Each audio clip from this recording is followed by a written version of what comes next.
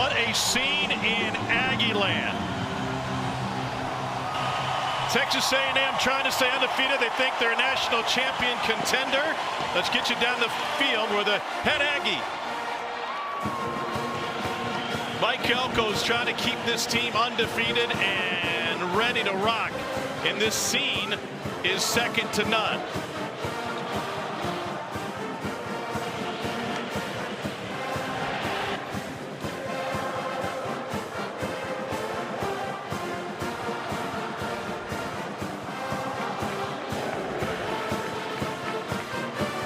And so this Texas A&M team's trying to stay undefeated and remain a national championship contender. Welcome everybody. Tom Hart, Jordan Rogers, Colt Kubelik down on the field. We'll get there in just a minute. This A&M team so far, Jordan, has done it with their offense in a win at Notre Dame.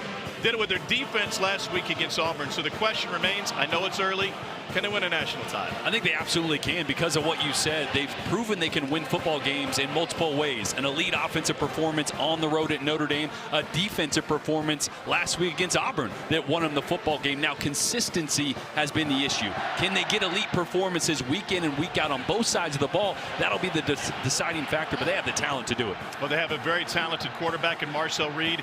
He is cool, calm, collected. Not much rattles this guy. Is he a quarterback now? They've had great ones here that can take him to the promised land. He's on his way, absolutely. I think what I love about watching Marcel Reed is last year he was a run first, pass second type quarterback. This year he's developing into a pocket passer. He's looking more comfortable. The footwork has come along. The accuracy has improved. Still a lot of room for improvement, but he has the talent, and you're starting to see the development under offensive coordinator Colin Klein. He's absolutely capable of taking them to where this team wants to go. Well, on the other side for Mississippi State, Jeff Lebby and the Bulldogs are off to a fantastic start. Lost in overtime to Tennessee last week. But considering where they came from, last year they didn't win a conference game, and they're still looking to snap that conference losing streak. What a turnaround for this program. Jeff Lebby does not get enough credit for how quickly he has turned around this program from 2-10 last year to where they sit today. Just an overtime loss against Tennessee. That shouldn't really be a big blemish on their record. They are so much better than they were last year, especially on the ground game. They have two dynamic running backs, Devon Booth and Fluff Bothwell, the transfer, have changed this offense, and they've built it around their quarterback, Blake Shapen, the former transfer from Baylor, who only played in 4 games before a season-ending injury last year. The talent that Jeff Lebby has accumulated around his quarterback has really helped change the complexion of this program. Let's bring in the third member of our crew, Colt Kubelik. Cole, what do you see when you watch the Mississippi State tape? It's a team that's as aggressive as any team in this league. I think if we can measure the output of the energy that they exert in every game, they might be #1 in the conference. Now, sometimes that defense runs the wrong way. Sometimes that offense doesn't necessarily make the correct read, but the effort has been there. The energy has been there, and I think that's something that Jeff Lebby just brings to this football team. Tom, talking to him before the game, he said, I just lean on my guys. I love on my guys. I want them to know that they can play for me, and if they make a mistake, it's all good. I'm still going to be here for them. I think that shows up with this football team this season. One of the reasons they're winning games. A&M won the toss. Aggies have elected to defer, so Mississippi State will put its offense on the field to get us started, and I feel like we're already started. What a scene here in Aggie land. 100,000 plus. And the lone game of the night in the Southeastern Conference.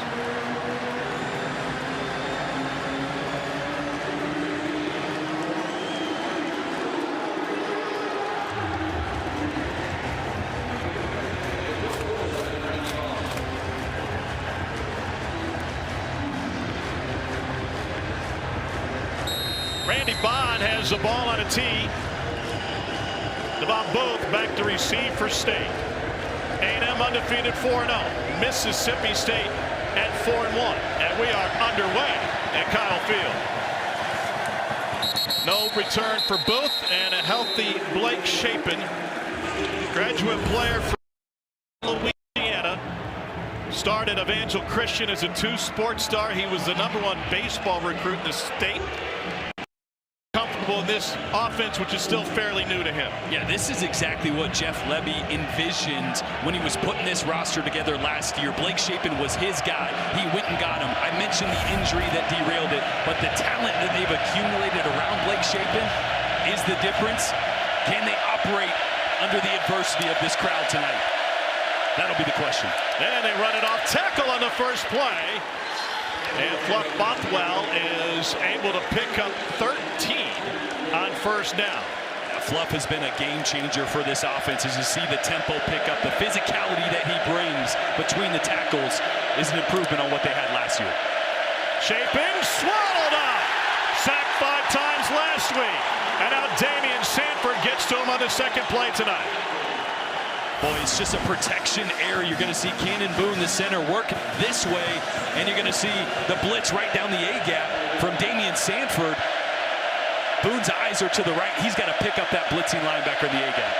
So 2nd and 16. Back to the run game. Nothing doing. And Blake Shapen is a veteran quarterback. He has played in tough stadiums before, but you're looking at a 3rd and long against an elite defense and 100,000 Maroons screaming at you.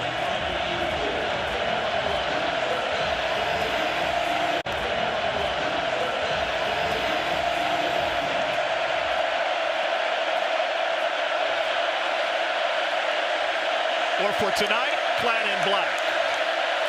Shapen, pressured again, down again. 2nd sack of the night for Texas A&M. Deion Hayes and Cassius Howell met at the quarterback. Well, you're going to see a stunt on the left side right here, and it's actually going to be the first guy, Ryland Kennedy, that's going to squeeze through left tackle Jabin James and Jacoby Jackson on that side to provide the initial pressure. 3rd and longs are going to be a nightmare tonight for Mississippi State. They got to avoid it at all costs. Punt taken at the 25. KC Concepcion, there's a flag down. 47-yard punt, 9 on the return.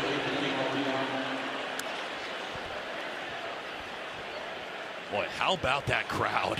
It's insane. During the kick, holding, receiving team, number 14, 10-yard penalty, first down. So, to your point, we saw how the crowd impacted Blake Shapen and the Mississippi State offensive line. And now let's see if they can give some lift to Marcel Reed. No doubt. And this is an offense that's got to get back on track. Based on what we saw last week at Auburn, it was not the performance out of Marcel Reed or the entire unit that you expect after you saw what they did on the road at Notre Dame. But Marcel Reed is developing as a passer within the pocket. We're going to highlight it tonight. I love his footwork. I love the raw talent.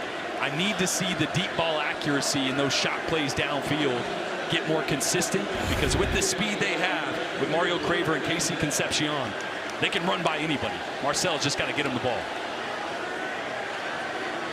He's completed 60% of his passes on the season.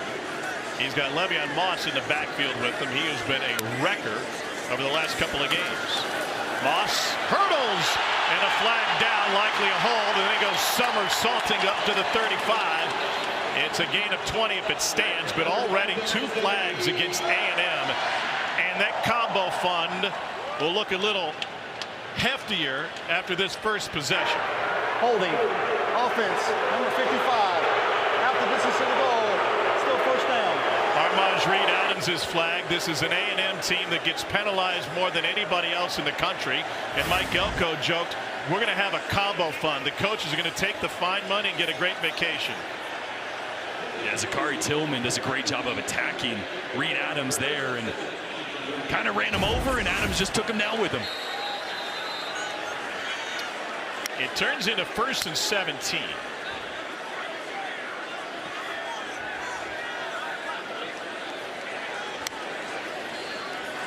Reed pulls it back, wants to throw to the perimeter, and a beautiful route by KC Concepcion. It's a pickup of 13.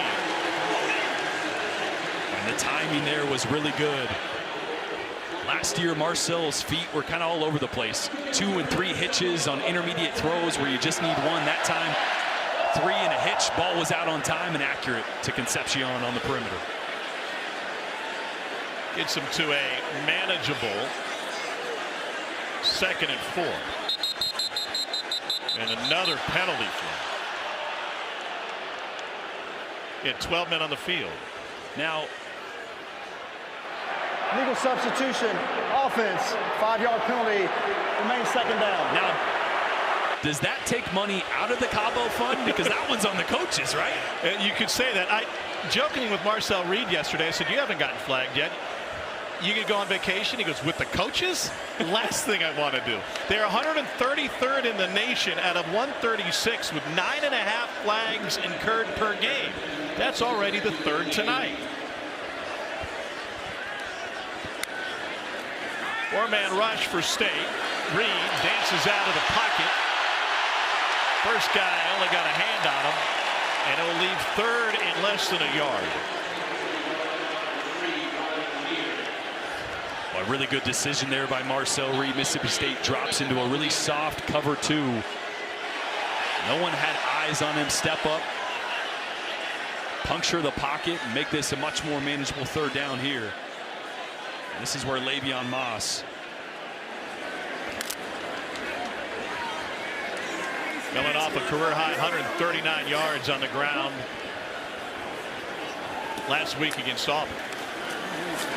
And the 1 yard is simple enough. You saw the graphic on their struggles on third down, primarily because they have faced 3rd and 7 plus 58% of the time. Penalties play a role in that. Inefficiencies play a role in that. Yeah, and it's been a slow start to the season for Le'Veon Moss, right? I mean, coming off the injury November 2nd last year, tearing his ACL, didn't have anything in spring, limited in fall camp. Had a breakout game last week, but he's going to help those early downs, them get ahead of the sticks. And as you mentioned, clean up those penalties, and that'll fix it quick. A little trickeration. Here's Concepcion. Finds the edge. And finally forced out after a gain of 16 by Casey Concepcion.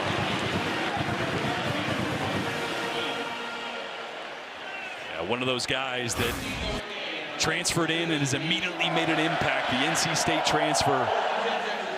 He's so dynamic with the ball in his hands, a speedster along with Mario Craver. And incomplete as they tried to get it out to Moss out of the backfield. I believe 2nd and 10.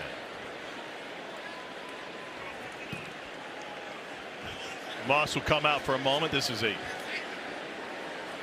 deep A&M backfield. Reuben Owens, redshirt sophomore, replaces him next to Reed.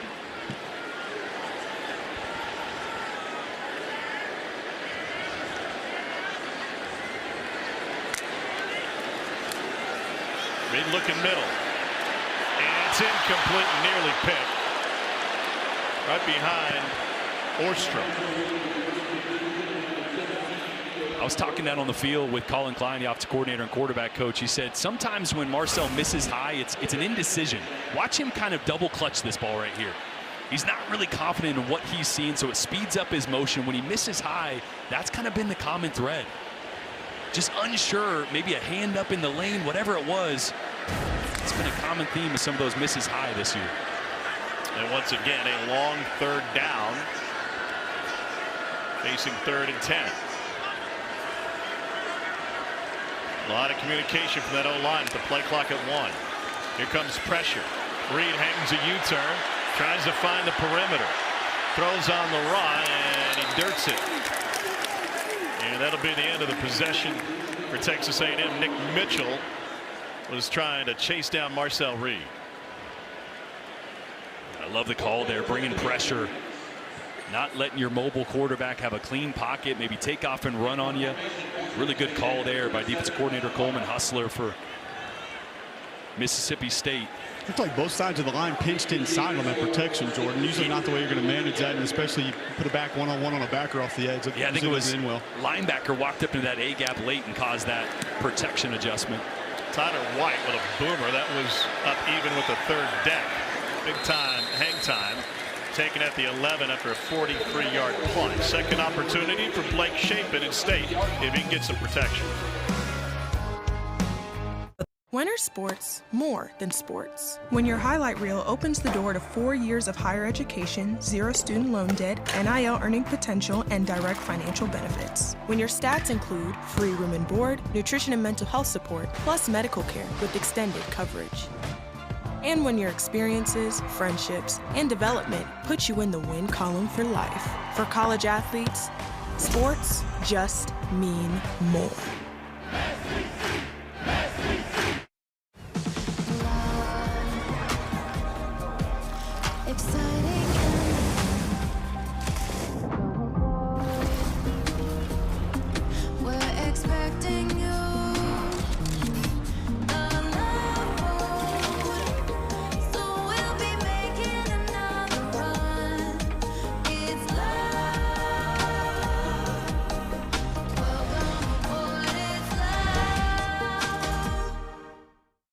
behind every DIY. Is more help than you think. Sometimes help is delivered.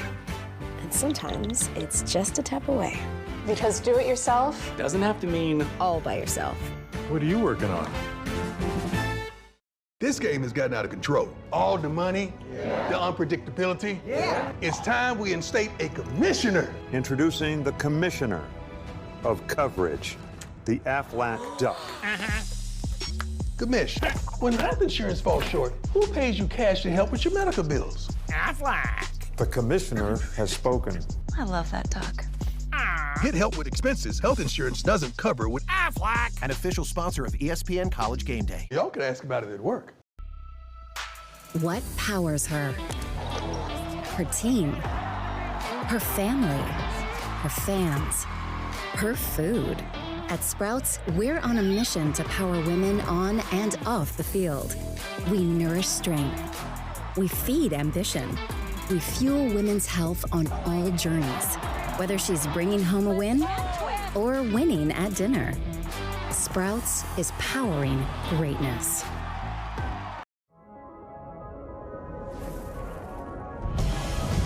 Strength that responds. Refinement you can feel. And tech that anticipates. Welcome to the Genesis GV70. Lease the 2026 GV70 for $449 per month. Exclusively at your Houston area Genesis retailers. Well, something happened on the way to Starkville. Jeff Levy and company struggled through last season. Quarterback was hurt after 4 games, and a longtime SEC assistant just couldn't find their proper footing. So what they do, they turn the roster over. Practically the entire thing. It has worked. 4-1, 39 points a game. They've cut their points allowed per game and a half. Off to their best start in over a decade. Devon Booth is in the backfield with Blake Shapen, who was sacked twice on the opening possession. Quick release to Aiden Williams, and he's out after a gain of a couple by Dalton Brooks. Yeah, protection's going to be a common theme of concern for Mississippi State, especially at right tackle. Luke Work moved out there after Albert Reese went down in the first half last week. He's primarily a guard in his career, has played out at tackle as well, but going up against this really good defensive front for Texas A&M. Shapen gets rid of it on time again. This to Brennan Thompson, a former Oklahoma Sooner. And Cole, not only that, but they flopped their guards. It put Zach Owens at left, Jacoby Jackson at right. Jackson had made 15 straight starts at left guard. It's an odd move, Tom, because you become a creature of habit as an offensive lineman. Vandy, the only offensive line in the country I know that still flips their guards outside of military academies, but a weird move there for the Bulldogs. See if it can pay off. It did not work on the first possession, and the run game bottled up as Devon Booth, who transferred in from Utah State, gets stopped after a gain of 1. Give him 2 yards, 2nd and 8 now. Blake Shapen, quarterback to pro-style offense at Baylor, took him to a Big 12 championship, was MVP of the championship game as a Bear. And great coverage, but still complete. Anthony Evans, who transferred in from Georgia. They'll leave 3rd and less than a yard. And State able to pick up the tempo in this no-huddle attack. Shapen hands it off. It's the first down and plenty more. Booth got tripped up on the logo, but he was off to the races. Cole, it seems like a very simple run game right up the A-gap. Well, I tell you, this is one they get downhill a little bit faster than they have in previous years. These two backs make it go as well, Tom, but it's that old running back dive from the Dolphins playbook in Tech Bowl. 22-yard gain. Shapen connects again with Evans, this time on the right side. When this offense is moving, Jordan, what does it look like? Well, it's the tempo, right? It's the runs inside because you've stretched the defense horizontally with the quick passing game. And then those linebackers have their eyes in the wrong spot, and you get right up in between them. So tempo is definitely this offense's friend. Well, Jeff Levy told Jordan and I on the field before the game, he said, if it's available, we're using it. Clough Bothwell is now in a running back. He takes a direct snap straight ahead again. The second first down run where they've gone right down the alley. Back-to-back 100-yard games for Bothwell. Another chance for him here. What does that do to A&M defensively when they keep getting hit right in the heart of the defense? Well, they're tired. I mean, you just feel the tempo, right? These are big, physical defensive linemen that now have gone 6 or 7 snaps in about 1 minute and 30 seconds. Again to the A gap, but this one bounces out a little bit, and broken tackles on the run by Bothwell. I thought it was interesting when we talked to Jeff Levy about that tempo. He said the only problem are the newer offensive linemen. And I immediately reacted, Tom and Jordan. I said, oh, yeah, because they get gassed or out of breath. He goes, no. We're not worried about our wind. He said it's just understanding the operation of the offense, where to go line up, how to line up, what the snap count's going to be, what the play call is going to be, because there's not enough time to go through all that. This is the 10th play of State's second drive. They opened the game last year with a 12-play, 90-plus yard drive, taking the lead against the Aggies. Pressure from the edge. Chapin sidearms it out of there, complete to Booth, and he is able to weave his way down inbounds and just short of the marker. It'll be 2nd and inches. Well, the first possession was a Mississippi State disaster. This one looks more like Monet. Booth only needed to cover Water Lily. He got a few more. It's a first down, 1st and goal. This is traditionally where this Jeff Levy type offense that originated with Baylor back in 2012, 2013 struggled in the red zone. But it's the physicality of Devon Booth and Fluff Bothwell this year that have allowed them to excel between the tackles at running the ball inside the 10-yard line. Booth, all-conference performer last year. Here he is, changes direction again, and jumps forward to set up 2nd and goal from the 2. And it's plays like that. The blocking wasn't perfect. There was really nowhere to go on the initial track, but stays square to the line of scrimmage, cuts back, and gets north and south for a 2nd and goal here from the 2. 13th play of the drive. Bothwell in as the back. Direct snap to him. Barrels his way towards the goal line, but short. Asked Mike Elko about the opening drive for Mississippi State in the matchup last year. He said, I thought we had it well defended. We just missed some tackles. Not many missed tackles here. They're just running right past them. And now Kamario Taylor, Swiss Army knife at quarterback enters to give him another dimension on 3rd and goal.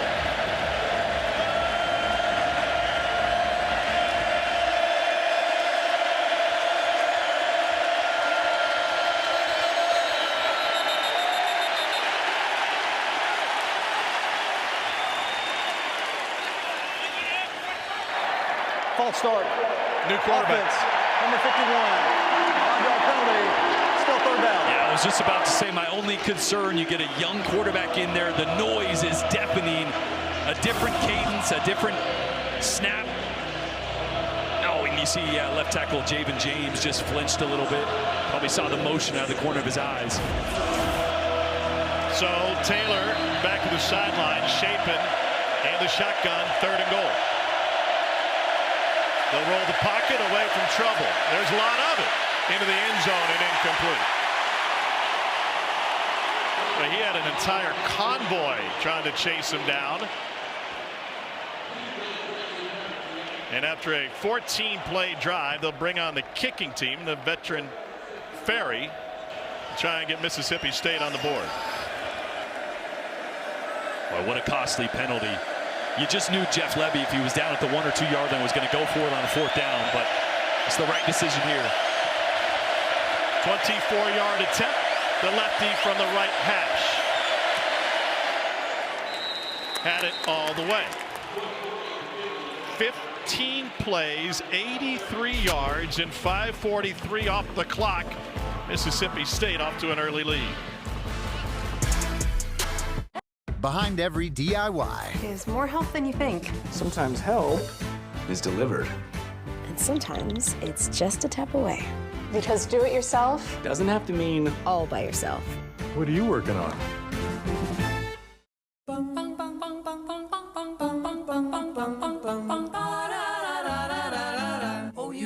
Target Circle Week's big deals are coming, with hot daily deals at 40% off all week long. 7 days of big deals start Sunday. This game has gotten out of control. All the money, the unpredictability. It's time we instate a commissioner. Introducing the commissioner of coverage, the Aflac Duck. Commish, when health insurance falls short, who pays you cash to help with your medical bills? Aflac. The commissioner has spoken. I love that duck. Get help with expenses health insurance doesn't cover with Aflac. An official sponsor of ESPN College Game Day. Y'all could ask about it at work.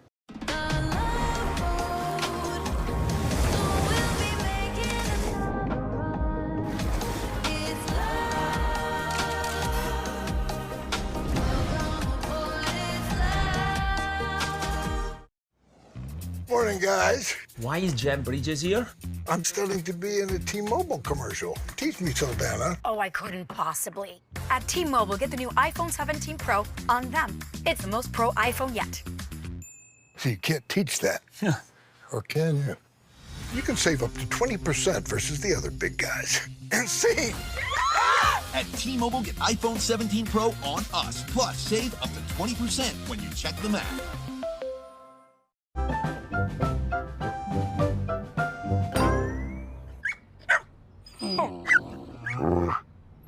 A large touchscreen keeps everyone happy. The Subaru Crosstrek. Dog tested, dog approved. SEC Saturday Night is presented by T-Mobile 5G Home Internet and in part by IHG Hotels and Resorts. Incredible scene here at Kyle Field. Even the Yell leaders changed their outfits for the blackout tonight. First time they aren't head to toe in white. Those won't show the grass stains as well. Or the sweaty pits, probably. Maybe not. It is slimming. This scene is absolutely bananas right now. State did not handle it well on its first possession. Fantastic on the second. Kyle Ferry has Mississippi State on the board and kicks it away. Get a closer look at what Marcel Reed brings to the table. Yeah, I've said it already. He's really improved his ability to play on time and in rhythm. Watch this play from 2024. This is an intermediate throw. He's going to hitch 2 times, so he's late and behind with the throw. You saw that a lot this year. Similar concept, 1, 2, 3, foot in the ground, rips it right away under pressure. No unneeded movements, no hitches, no resets. And here another intermediate route, 1, 2, 3, hitch up, on time, in rhythm, delivers a strike in a tight window.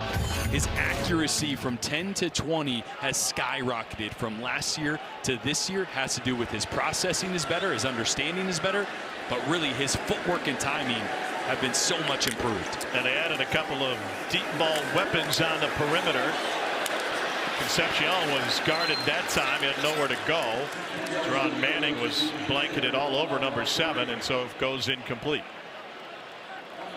Yeah, Concepcion and Craver, I think the most dynamic duo of wide receivers in the country right now, from a standpoint of creating separation, of speed, of playmaking ability when the ball's in their hands.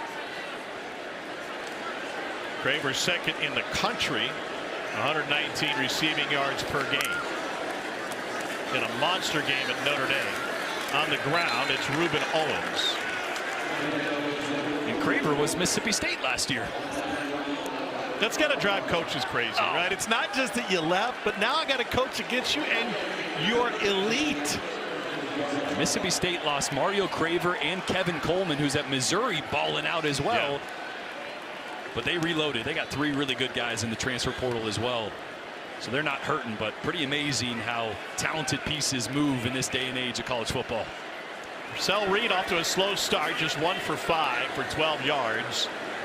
And another long 3rd down. And he's going to uncork it deep. And too much air underneath that one, trying to find Mario Craver, who has elite speed. Rylan Lanier had the coverage. Well, the protection was really good. Mississippi State stacked the line of scrimmage. The offensive line sorted it out. Actually, I think really good air on the ball here. It was just Craver got a little caught up, some contact downfield with Brian Lanier. Wasn't able to get his head up and track that one. Another miss, though, on a deep throw for Marcel Reed.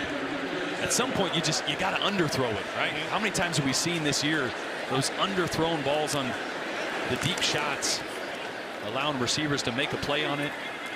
Fair catch taken by Anthony Evans. 50-yard punt from Tyler White. Blake Shapen at State going back to work. I met you outside. I'm Braxton Sherman.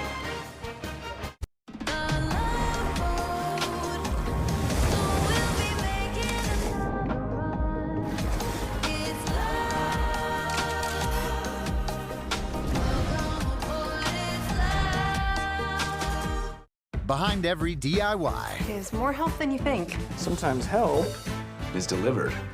And sometimes it's just a tap away. Because do it yourself Doesn't have to mean All by yourself. What are you working on? This game has gotten out of control. All the money, the unpredictability. It's time we instate a commissioner. Introducing the commissioner of coverage, the Aflac Duck. Commish, when health insurance falls short, who pays you cash to help with your medical bills? Aflac. The commissioner has spoken. I love that duck. Get help with expenses health insurance doesn't cover with Aflac. An official sponsor of ESPN College Game Day. Y'all could ask about it at work. What powers her? Her team, her family, her fans, her food.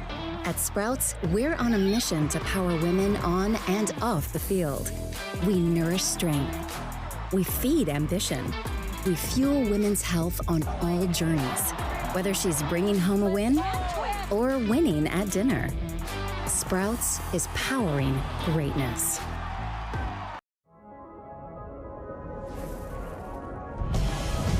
Strength that responds. Refinement you can feel. And tech that anticipates. Welcome to the Genesis GV70. Lease the 2026 GV70 for $449 per month. Exclusively at your Houston area Genesis retailers.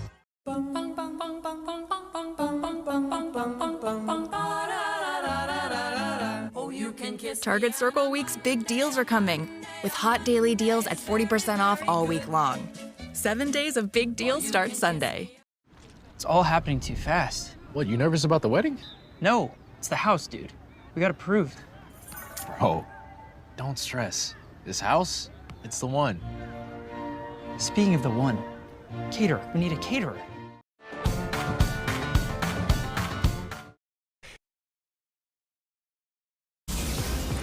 Time for the 5-star play brought to you by Yellowwood. He was a 5-star recruit. His name is Dallas Wilson, getting his first start.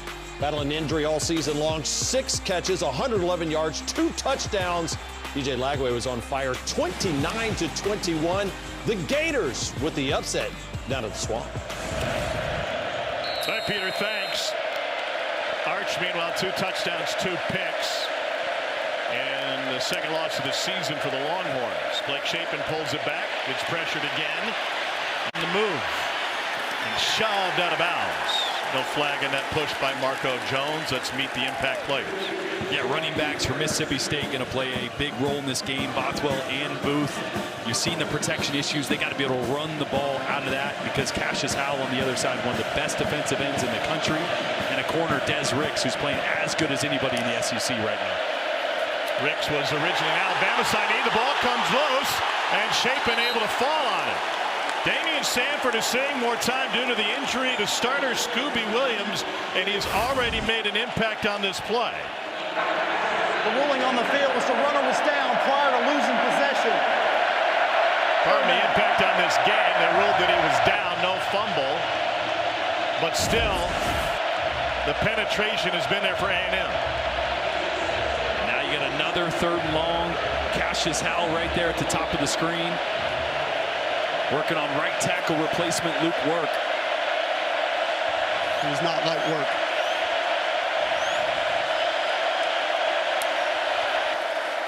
Shapen handed it off. Bothwell. back out to the original line of scrimmage or close to it, and now State will punt it away with Ethan Pulliam. Pulliam is a left-footed punter. The arc on his punts, the shape of them are such that punt returners have had a hard time. In fact, Tennessee's punt return man dropped one at an inopportune time last week. Concepcion stands inside the far hash. Calls for everybody to get away. That one takes a State hop and trickles down to the 21. That was a 61-yard punt. The former Mississippi State shortstop.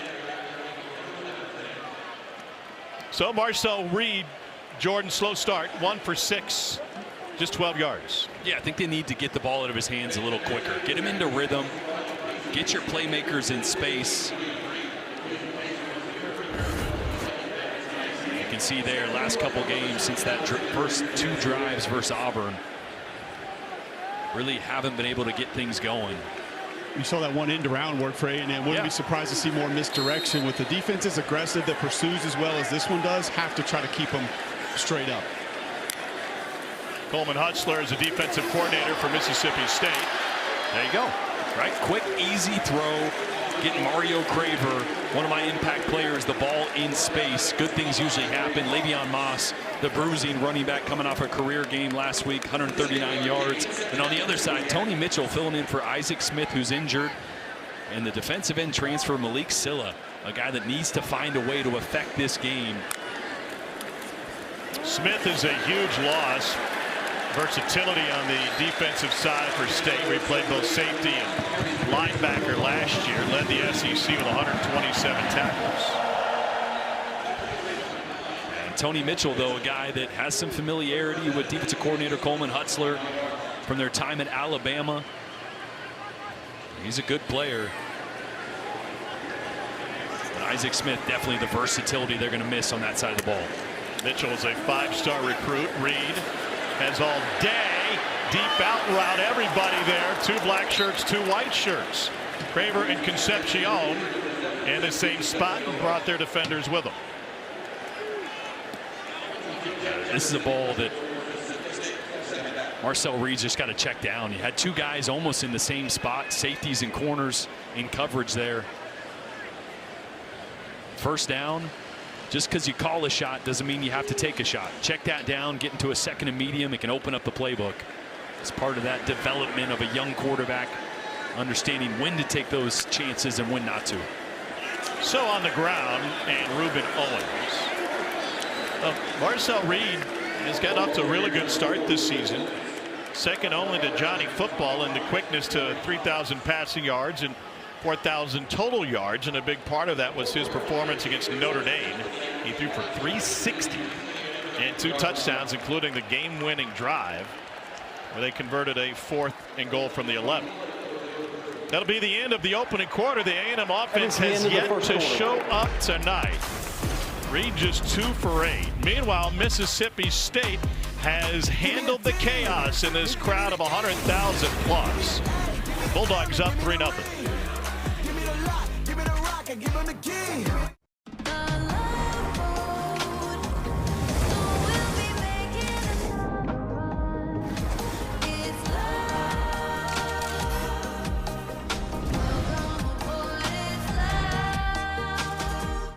And here we are, the stadium. Well, this is pretty cool. Whoa, look, Sanderson Farms, the official chicken of the SEC. What's that stand for? Sports Fans Eat Chicken? Great question. No, it stands for Southeastern Conference.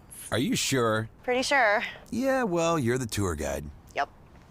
I guess that makes you the expert. Took a 4-hour seminar. Bless your heart. And we're walking. We're walking. Sanderson Farms, official chicken of the SEC. Behind every DIY is more help than you think. Sometimes help is delivered. And sometimes it's just a tap away. Because do it yourself Doesn't have to mean all by yourself. What are you working on? This game has gotten out of control. All the money, the unpredictability. It's time we instate a commissioner. Introducing the commissioner of coverage, the Aflac Duck. Gamish, when health insurance falls short, who pays you cash to help with your medical bills? Aflac. The commissioner has spoken. I love that dog. Get help with expenses health insurance doesn't cover with Aflac. An official sponsor of ESPN College Game Day. Y'all can ask about it at work. Sometimes the best beginnings start with a click.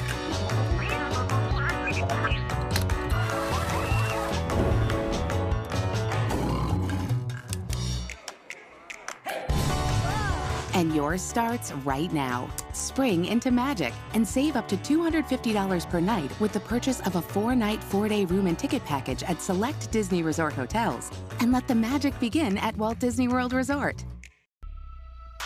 What powers her? Her team, her family, her fans, her food. At Sprouts, we're on a mission to power women on and off the field. We nourish strength. We feed ambition. We fuel women's health on all journeys, whether she's bringing home a win or winning at dinner. Sprouts is powering greatness.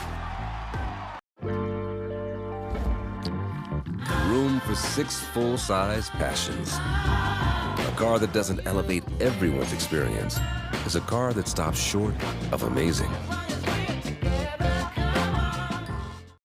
Don't miss the #1 movie everyone is talking about. What are you gonna do about this baby? Just when you think you got a handle on things. One battle after another. Rated R. You're watching SEC Saturday Night, presented by T-Mobile 5G Home Internet. The beautiful Brazos Valley. We are at Kyle Field in Bryant College Station with 100 and probably 3, maybe 5,000 of our closest friends, mostly clad in black. And as the sun sets, A&M hoping its offense will come out of the dark. Alec Klein is the second-year offensive coordinator. Former Heisman finalist as a running quarterback at Kansas State. Reed pressured out of the pocket and scampers out of bounds. Took a hit, a yard onto the ribbon, and that will bring a flag. Tyler Lockhart couldn't pull up in time.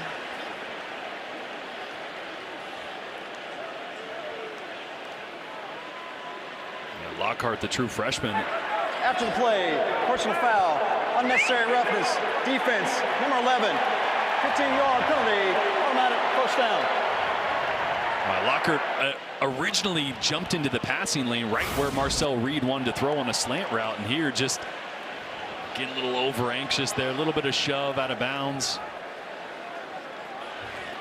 They'll rotate a handful of linebackers in with the departure of Smith due to injury. More time for Zachary Tillman, Tony Mitchell, and Tyler Lockhart. Past midfield thanks to the penalty.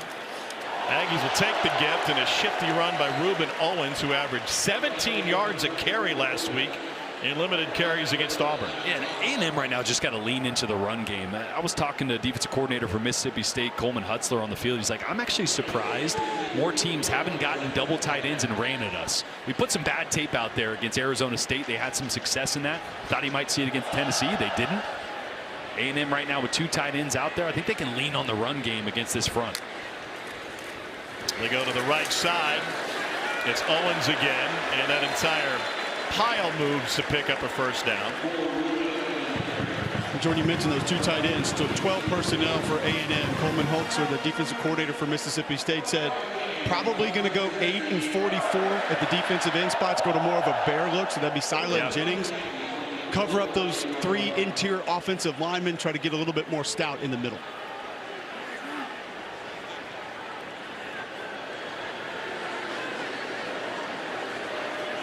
Orstrom is the extra tight end in the game now.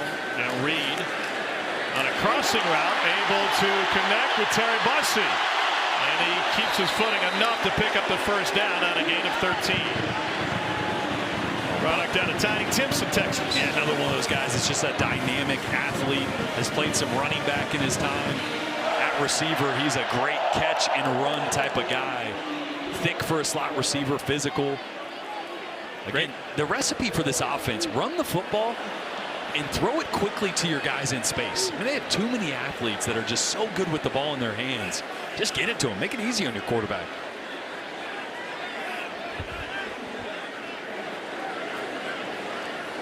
Thirteen personnel now. Off to the left goes Owens. Huge hole. Lockhart in on the stop, and they're knocking on the door to another first down. 2nd and 2 coming up. This will be the 10th play of the drive for A&M. Nice production from Owens. And the 2 tight ends really creating an issue for this defensive front for Mississippi State. They want to be a 3-down front. They got to get into a 4-down, or like Cole said, a bear front. Kind of get out of their identity when you get this big surface that you got to fill gaps in. Off to the right goes Le'Veon Moss. And a first down. Cole, what have you seen on tape from the A&M offensive line? They're a group that can move you. They have the ability to push people against their will. It's like Jordan said earlier, they haven't been given that opportunity on a very consistent basis. Late in the game against Auburn, I thought they had what I call the speed zone versus the inside zone, just kind of back and forth, countering those off each other. It was a great job of play calling, but you see a lot of double teams this year where A&M offensive linemen have guys 3-4 yards down the field.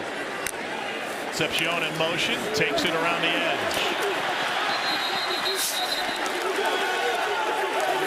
Ron Manning forces him out.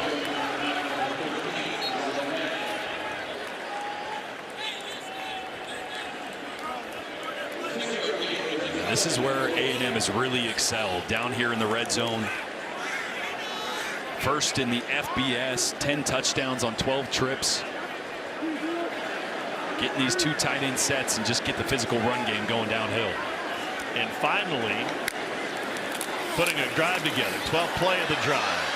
Off the left side is Moss. The first drive was undone with 3 penalties, a 3-and-out in their second possession, and taking advantage of a state penalty to get this drive going.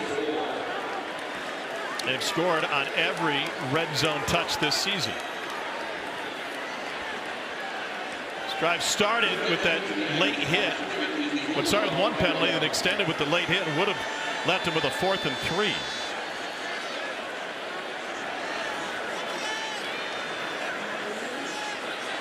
Now 3rd down 2. Give the first man. That's Borkature at the game winner against Notre Dame. The tight end as the fullback. Boy, a little fullback belly. Cole, is that making a comeback? I feel like I've been seeing it the last couple weeks. I think I've seen 5 teams in the SEC run it this year. Now, you don't want to run into your guard pulling towards you when you run it. That goes against the way that it's supposed to happen. But yes, I think we're seeing a little bit of a resurgence, even if it's not your traditional Tom Rathman type fullbacks, tight ends, other bigger backs being lined up there and getting that quick belly play. And now the 14th play of this drive for A&M. Should have dropped Jaworski Lane right there, former A&M big back. Yeah, that's a good one. Straight up the gut. And Moss stops shy of the goal line. That will leave 2nd and goal inside the 1. Do you run it back here? Yep. Right now, I would love to go tempo there and just run it back, but Colin Klein going to get these guys in the huddle. Literally at the half-yard line here. There's Colin in the middle with the visor. Being mentioned for head coaching jobs around college football, specifically Oklahoma State. Direct snap, and they got him bottled up. Moss unable to advance. Maybe got to pass the line of scrimmage. 3rd and goal coming up. I'll tell you guys, I hate gap scheme run right there. I hate it. You know what I don't like, Cole, too, is you got your running back catching a snap, and he kind of takes his eyes away from the front here and just hesitates for a second, right? I mean, I'd rather just have your quarterback get it, hand it to him so his eyes are right on his read key and he can get going downhill. You know what I hate even more, Jordan? Gap scheme where 2 guards pull into each other. Yeah, that's not ideal. Oh, there you go, Moss. Limping off the field there. So Reuben Owens replaces him in the backfield. 3 tight ends on the left side. Here's Owens with a burst and a lean over the goal line. Touchdown, Texas A&M.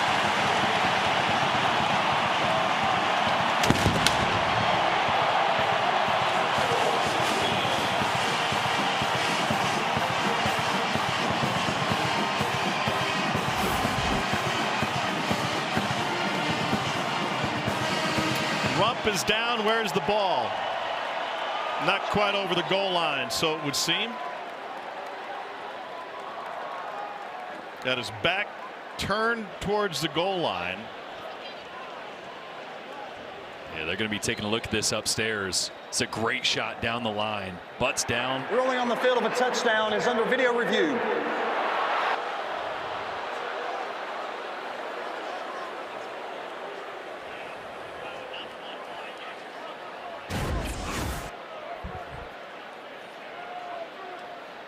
A frustrating couple plays for A&M after a drive where it was like a hot knife through butter on the ground. Couple mental mistakes up front, the offensive line, and a really good stand by this Mississippi State defense. Those mental mistakes odd too, Jordan, because as you pointed out, they're huddling up there. There's time to think about it, time to process it, time to talk about it. When you're going tempo, going fast, you understand if somebody comes up and there's a bust one way or the other. And if this is overturned, as it certainly seems like it would be, that will leave them with 4th and goal inside the 1.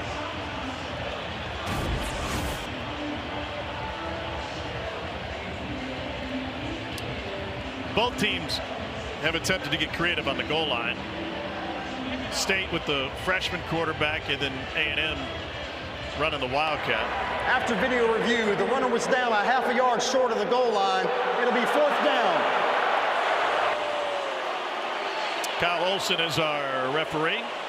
And the play before that was, like Cole mentioned, you got 2 guards pulling into each other. That's why that direct snap had nowhere to go. So they're going to leave the offense on the field here. Yeah, an area where A&M has been really strong down here. Have not left the red zone without scoring yet this year, and rolling the dice here on 4th and about a foot. They're 3 for 5 on 4th down this season.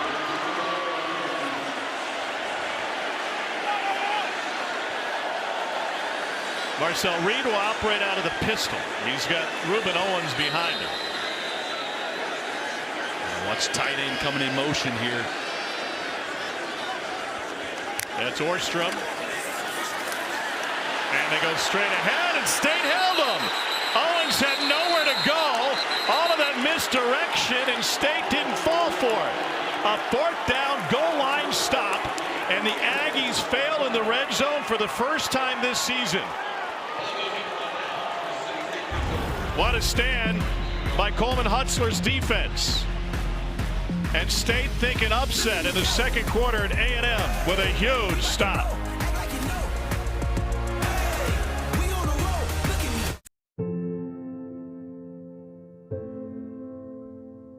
We have a serious problem in this country. There is no adult in this earth that wants children to die.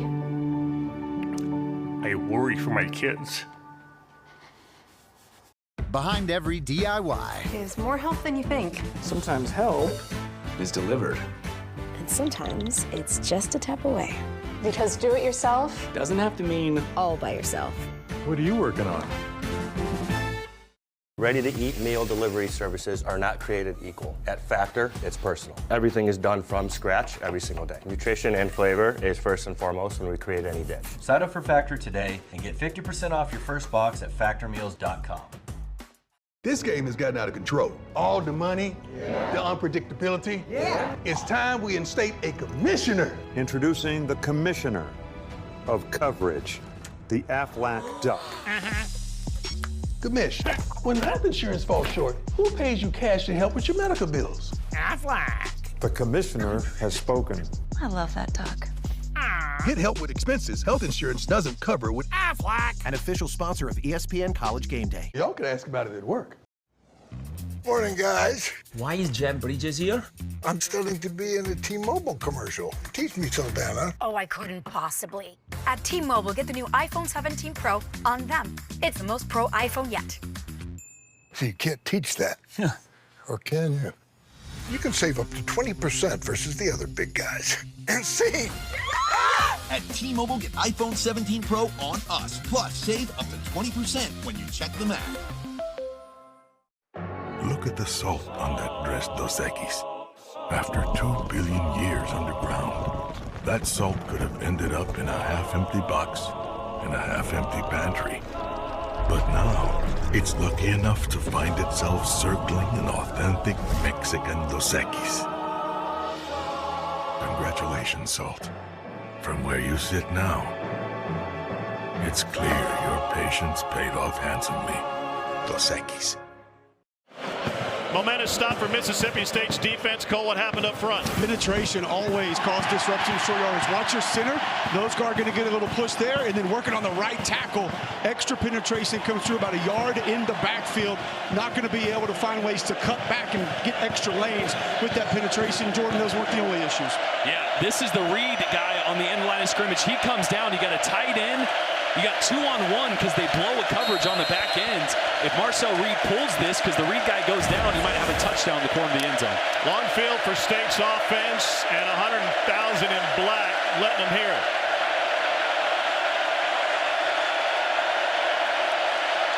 Bothwell, the running back. Maybe a yard. Cole, this building is loud. What's it sound like at field level? It's as loud as any venue I've heard. And I played at Tennessee the year after they won a national championship. Obviously, got my tail kicked in the swamp a few times with teams that won SEC championships. This is as loud as an environment as I've been in.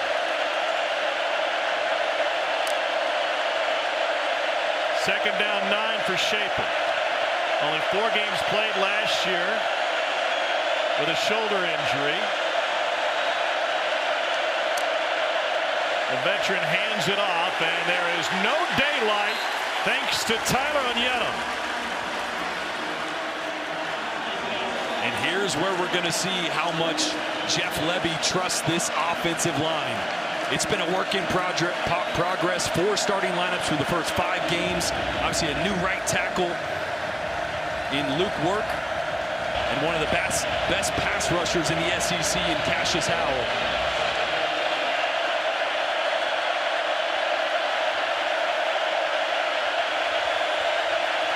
Howell had 3 sacks against Utah State, but only 1 since. They bring the house. Shapen lets it fly. Incomplete. Great effort, Anthony Evans on a dead sprint, but Marcus Ratliff was in on the coverage. Boy, protection was really good. They picked up the blitz. Bothwell and Traore. And I love the ball from Shapen. He put a ton of air on this, had to get rid of it early. Gave Anthony Evans an opportunity. A little bit of contact from Marcus Ratliff. See if they come after Ethan Pulliam. They play for the return. Pulliam gets away a boomer. Concepcion at the 42. And he's found daylight. Casey Concepcion with an immaculate return. Flag down back at the 36-yard line. 53-yard punt, 43 on the return.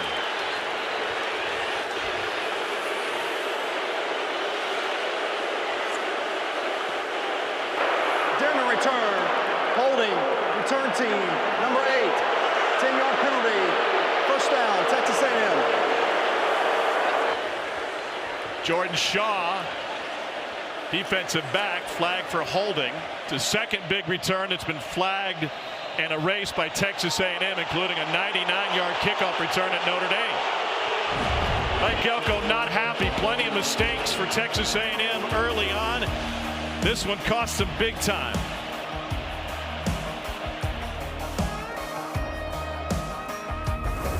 Can I ask a few questions? Yeah, sure. Do you have any pets? Yes, we have a dog, but she's little. Do you have any unlocked guns around the house? We do have a gun, but it's stored securely, locked in a safe that the kids can't access. Appreciate you asking. Yeah, of course. There's a bond here you won't find anywhere else, and it's for life. Big time SEC experience in a small town y'all are gonna love. Connecting hundreds of thousands of Bulldogs across the globe. Preparing to be leaders in cybersecurity meteorology, interior design, healthcare, and so much more. One visit is all it takes. Just come for a day and you'll be a Bulldog for life. Change your life. Change the world.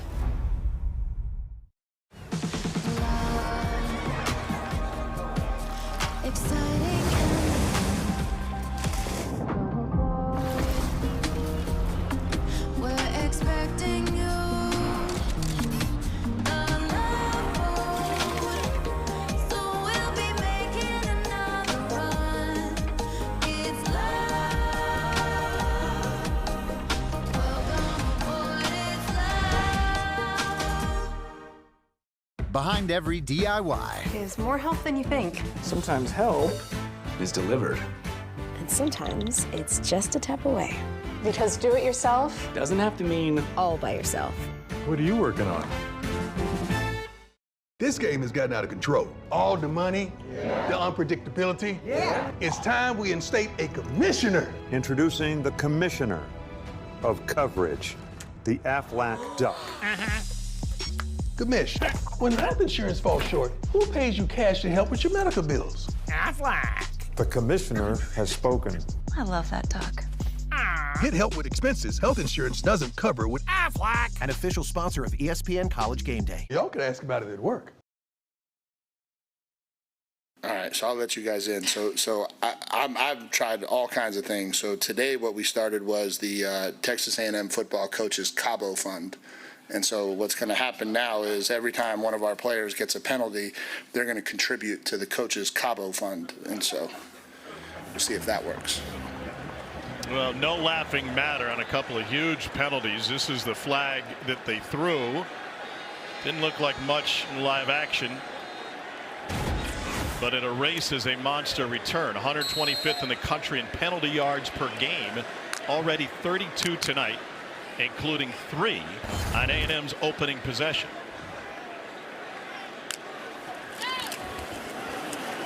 Ruben Owens off the left side. Le'Veon Moss left the previous A&M drive. Last time we saw him, he was on an exercise bike on the sideline trying to get loose. Moss coming off of major knee reconstruction in the offseason. He was dinged up a little bit in camp. Mike Elko making it clear to us that the camp injury had nothing to do with the knee, but it's Ruben Owens' game for the moment at tailback for Texas A&M.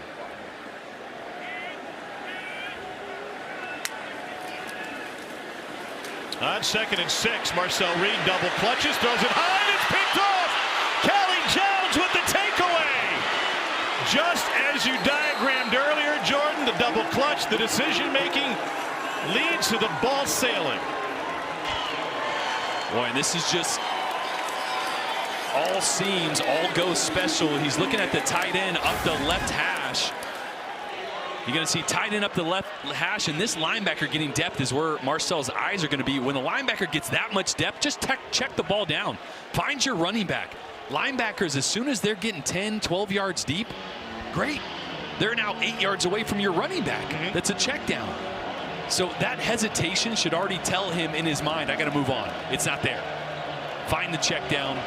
Again, it's those hesitations, the double clutching. That's been the Achilles heel so far for Marcel Reed this game and this season. They're letting the underdog Bulldogs stick around. Booth off the left side. Mississippi State is attempting to snap a 12-game SEC losing streak, which is the 3rd longest in school history. They haven't beaten a conference team since the win against Arkansas in 23. Big takeaway for Jones. Back to the run, a yard for Booth.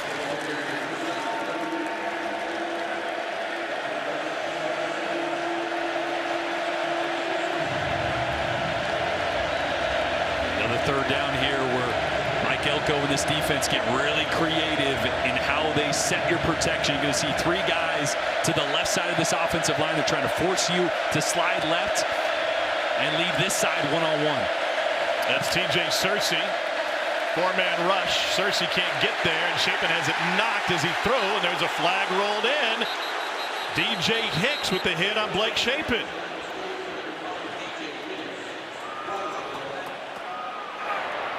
Personal foul, roughing the passer, defense, number 5, contact to the quarterback's helmet, 15-yard penalty, automatic first down. There's no doubt the Aggies are as talented as anyone. They can't get out of their own way so far tonight. No doubt. Really good job by Cassius Howell getting his hand initially on the ball as Blake Shapen's releasing it, and then you just see the mental mistake by DJ Hicks. Like, you can't hit a quarterback high. That's going to be an easy flag every single time.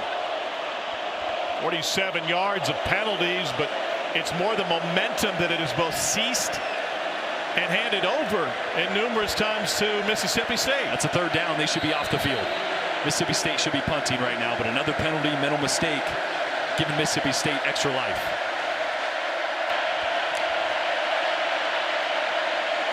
Ground game, Devon Booth breaks a tackle.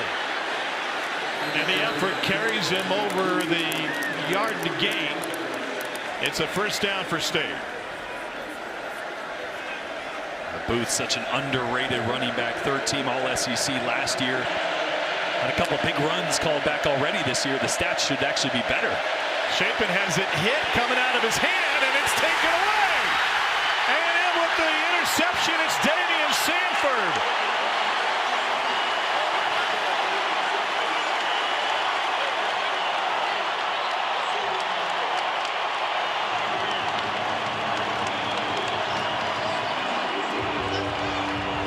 Scrappy game for Sanford, playing in place of Scooby Williams.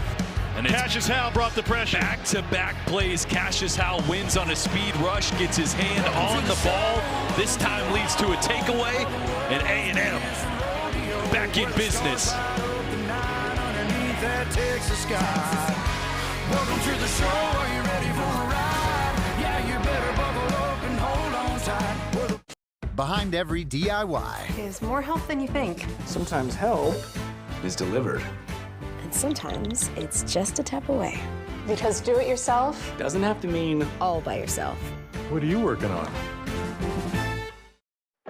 Look at the salt on that dressed Dos Equis.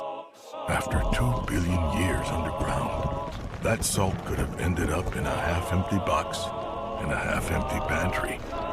But now, it's lucky enough to find itself circling an authentic Mexican Dos Equis. Congratulations, Salt. From where you sit now, it's clear your patience paid off handsomely. Dos Equis. Great, right? I love it. Get that Wi-Fi going. Light the fire. You got it? All right. You can go fast. Go down. Our house is a very, very, very fine house. Now everything is easy 'cause of you. La, la. It's Spectrum Fiber-powered internet, the most reliable internet you can count on. It's only everything. Let it storm, let it thunder. High as a mountain, deep as a river, come rain or come shine.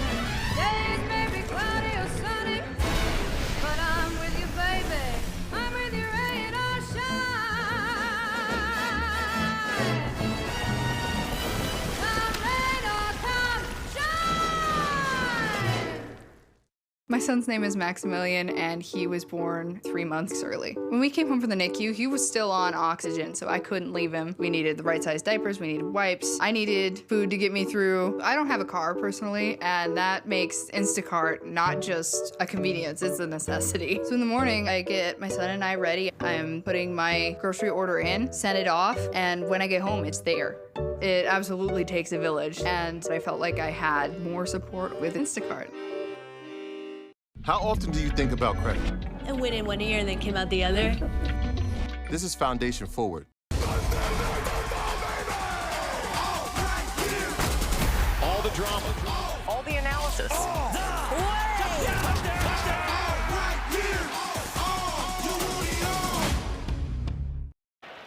Well, Blake Shapen frustrated with the protection that he is and isn't getting from his offensive line.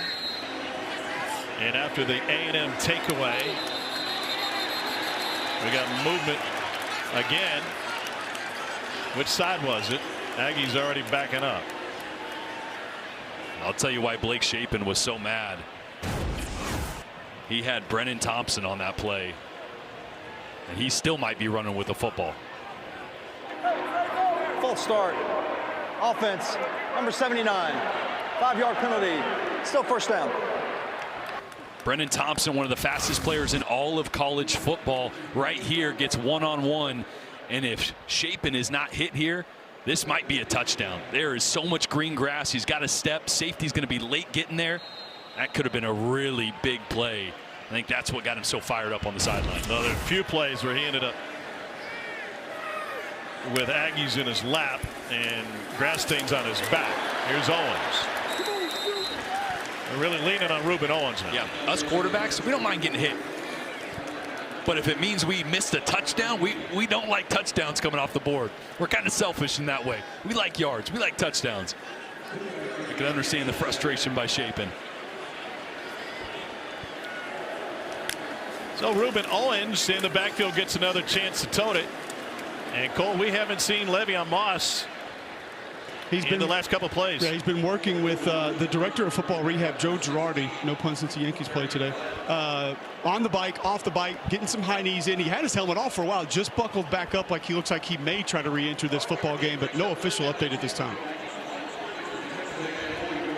He went for 139 yards against Auburn. He had 3 touchdowns against Notre Dame. All of those coming in the first half in South Bend. 3rd and 2. Craver in motion, the former Mississippi State Bulldog. Owens again lowers his head, and the entire pile will move.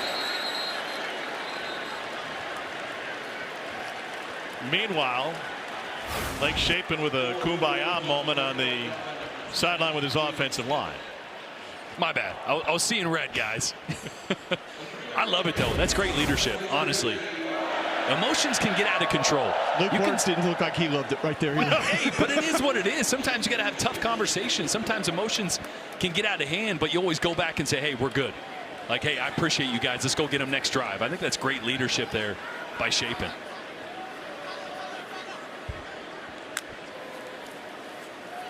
Marcel Reed wants to throw.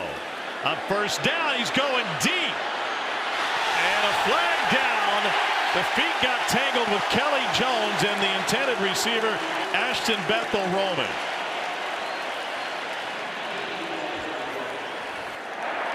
Pass interference. Defense, number 1. 15-yard penalty. Automatic first down. Yeah, Kelly Jones knew he was beat. You'd rather give up 15 yards than 50. But this is another play. Watch Ashton Bethel Roman coming back towards the numbers. That ball has got to be thrown towards the sideline, up and over the top, right? Watch how he's got to adjust back inside. That's another ball. That's a deep throw that's got to be put towards the front pylon there.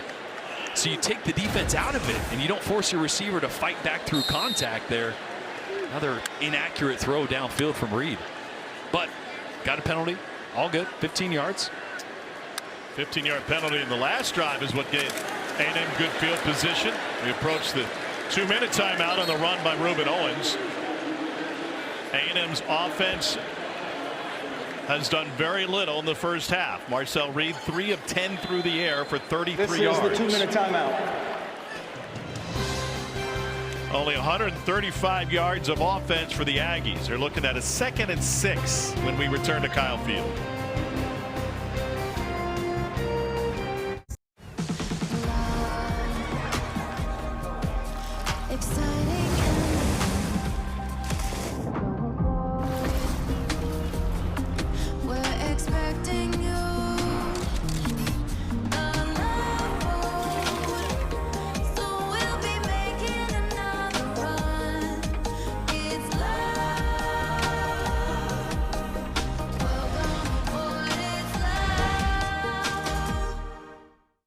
Behind every DIY is more help than you think. Sometimes help is delivered. And sometimes it's just a tap away. Because do it yourself Doesn't have to mean All by yourself. What are you working on?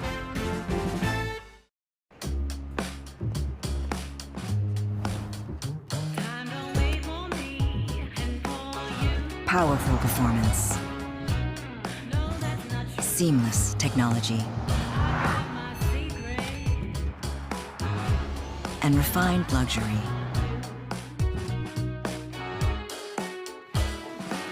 Some things are just too important to miss out on. The GLE and GLE Coupe from Mercedes-Benz. So yeah, outrage is trending. Our feed's stirring us up, splitting us up. What if we came out from behind our walls and keyboards just for a sec and just go yard, front yard? Come out bagging, jumping, check on that Johnsonville feed. Let our individual flavors blend together. Yes, block nobody, block party. Keep it juicy. This game has gotten out of control. All the money, the unpredictability. It's time we instate a commissioner. Introducing the commissioner of coverage, the Aflac Duck. Commish, when health insurance falls short, who pays you cash to help with your medical bills? Aflac. The commissioner has spoken. I love that duck. Get help with expenses health insurance doesn't cover with Aflac. An official sponsor of ESPN College Game Day. Y'all could ask about it at work. It's all happening too fast. What, you nervous about the wedding? No, it's the house, dude. We got approved. Bro, don't stress. This house, it's the one.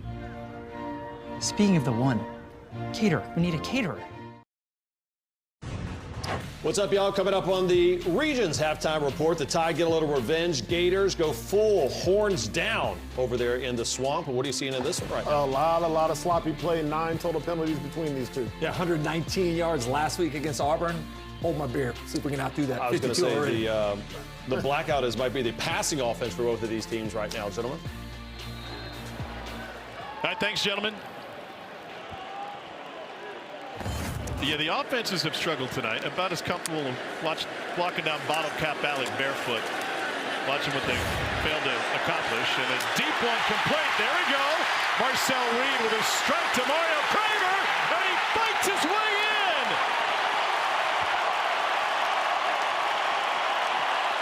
KC Concepcion with the extra effort and a 34-yard touchdown.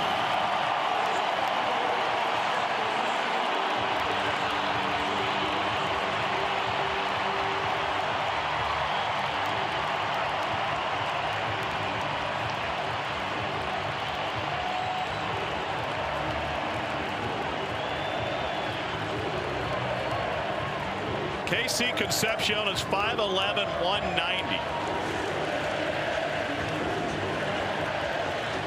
You wouldn't know it based on that effort.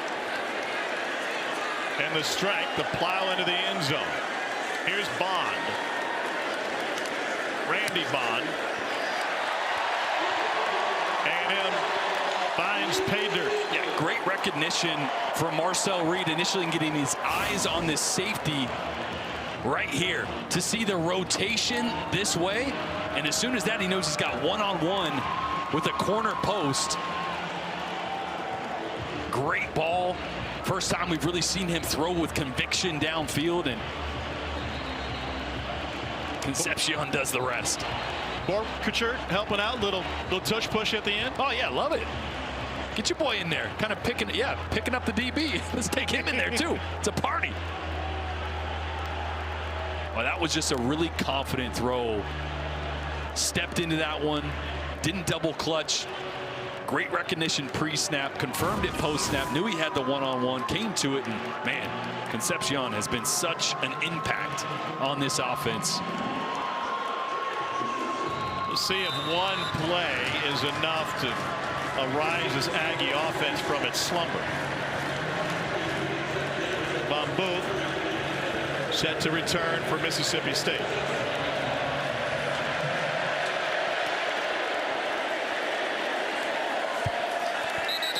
So this season, for every field goal and extra point made by participating universities, All-State's going to make a contribution to that university's general scholarship fund. Thank you, All-State. All right, we saw the frustrations blow up a little bit on the sideline with Blake Shapen and some of the protection issues. You got a minute and 51 seconds. All your timeouts, plenty of time. This is a massive drive for Mississippi State here.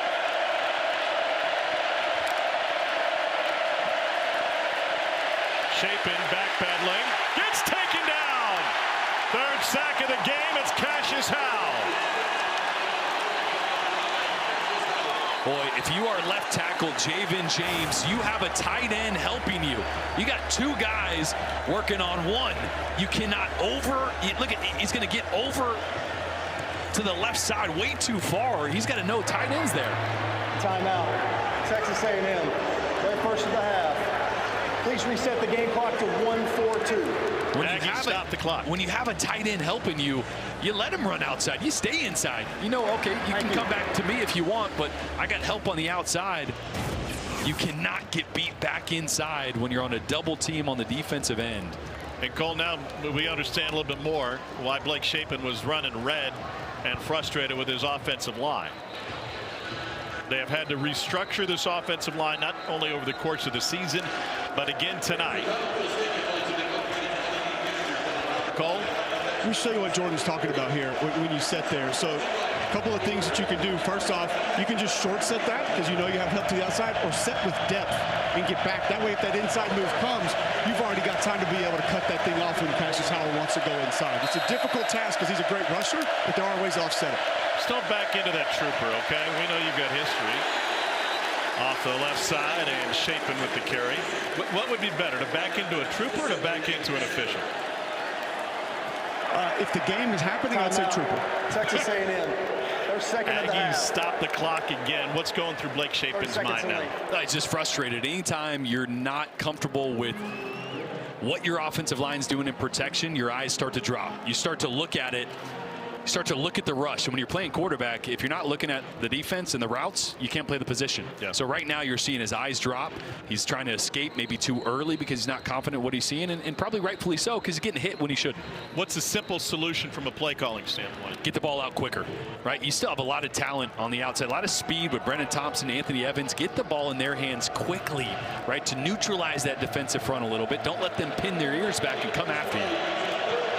They're down 20.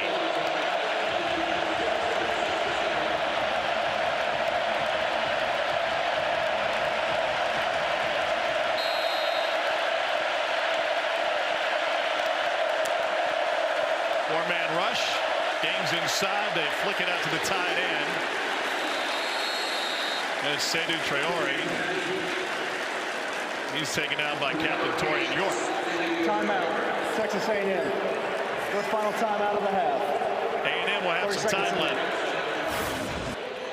Boy, once again, you got three guys here working on two.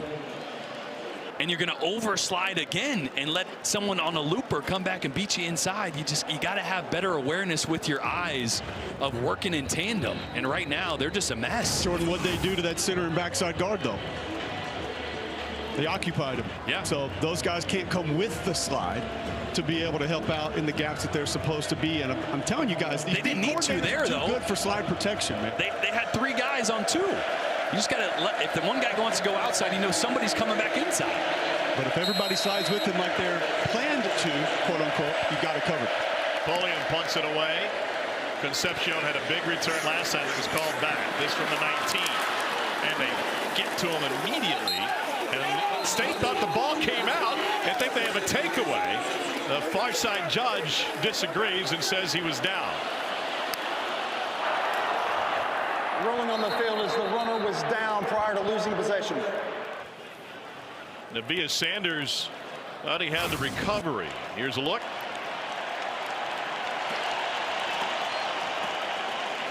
Knee is on the bicep at that point, but then he's down. Yeah, it was a good effort. Good job trying to sell it, too. This is where you're really going to test the development of Marcel Reed. 2-minute situation, minute and 23 seconds, no timeouts. So you got to be playing with a sense of urgency. Got to communicate really well to your guys with tempo that you got to get out of bounds when possible. Don't try to fight for extra yards. But these are the moments that are going to tell Ruling you. on the field of the runner being down prior to losing possession is under video review. Yeah, these are the moments that are going to tell you just how far Marcel Reed can take this team. When he's operating under pressure, late in first half, late in games, from the pocket. They're going to take a look at this again. When and where does that right knee come down? Maybe it's the left knee. Yeah, is the right knee down there? It's kind of covered. Left knee looked like it was on the bicep, but yeah, then the rump was down. The yeah. part was before it was loose. I just don't think anything there tells me this is going to get overturned. Has firm control until after this, right? Yeah, yeah. The rump, as you put it, goes down, and I've got other words. I'm just not allowed to say them on television. Right. Well, let me ask you a question then. Is Reed now playing with some momentum after the big pass he's thrown for 67 yards in the game, and 34 of them came on the last time he put it in the air? Confidence, right? What have we seen? What did we see the first really quarter and a half? Hesitation, right? So wasn't confident in what he's seen. You make a throw like we saw to Concepcion for the touchdown, that just it unlocks something in your brain. As you see, I think that ball, he's got firm control when that butt is down, or rump, either way. But to your point, a throw like that can unlock something in a quarterback. You know, especially when you have a slow, rough start, you're not confident in what you're seeing. I mean, if they think the ball was loose while he still had his hand on it, then maybe it is a state takeaway. I just felt like even as after video review, the ruling on the field is upheld. Okay. First down, Texas A&M. They checked that from every angle possible. 123, no timeouts. What do you want to start with? An easy completion, right? This first one, you don't have to worry about getting out of bounds. You need to get the first down on 2-minute drives. That's the most important, so you can start to play with some tempo. So either an easy throw, maybe a screen, so a quick throw to the perimeter, or maybe a screen to the running back. Try to get a catch and run and pick up a first down, and then use tempo to pick up the urgency.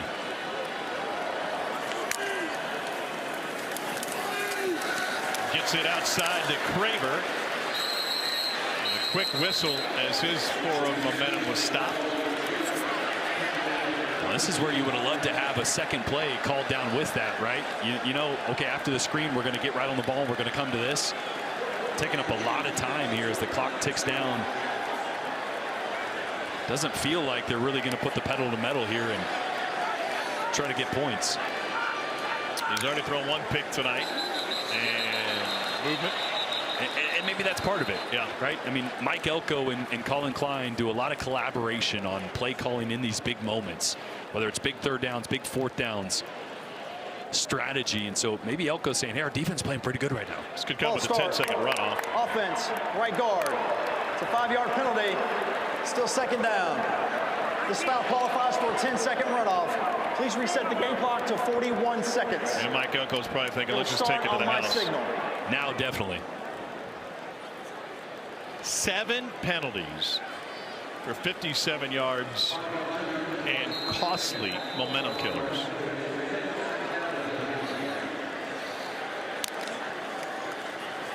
Great hands on it. Kept it himself. Good sleight of hand.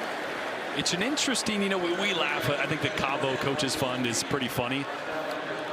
These kids are making a lot of money these days. In the NFL, you do get fined for mental mistakes, for penalties, for stuff like that. We had a quarterback room where we had fines for stuff we didn't practice, right, in the NFL. So you got to find ways. I don't even know if you can do that legally, but you got to find ways to hold these kids accountable who really are professionals. Yes, indeed. In this day and age. And all the promise that is ahead of Texas A&M, a top 10 program right now, 4-0, trying to reach uncharted heights that they haven't seen in nearly a century.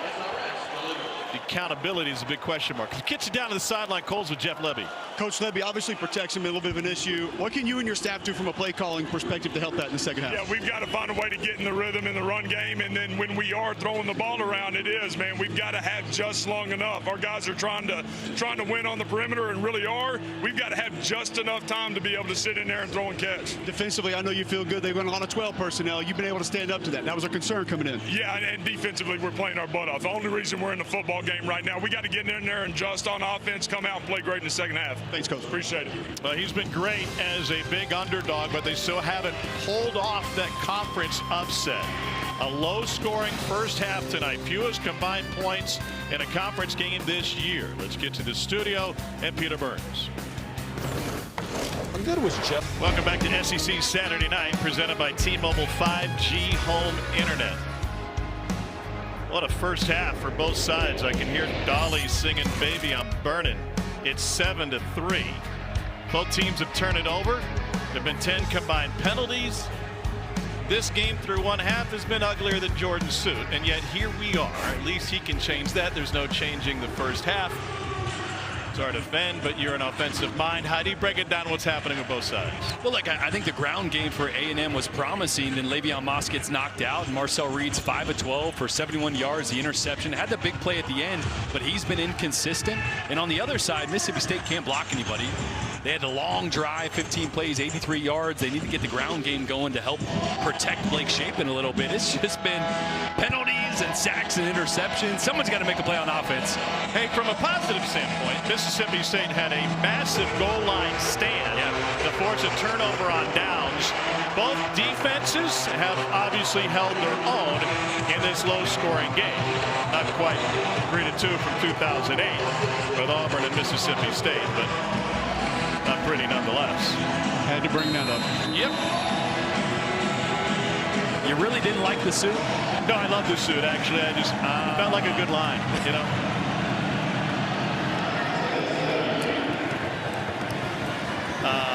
Knuckler taken 2 yards deep by Terry Bussey, and he gets hog-tied and waylaid, taken down at the 12. So Marcel Reed goes back to work. Cole? Spoke to Mike Elko coming out of halftime about this Texas A&M Aggie football team. He said, listen, defense great. We're happy with what we've seen. Don't feel like we need to make too many adjustments there. Offensively, we want to lean on the run just a little bit more, try to kind of force feed the run game here in the second half. Well, and that run game looked really good. That one drive where they majored in 12 personnel, one running back, 2 tight ends.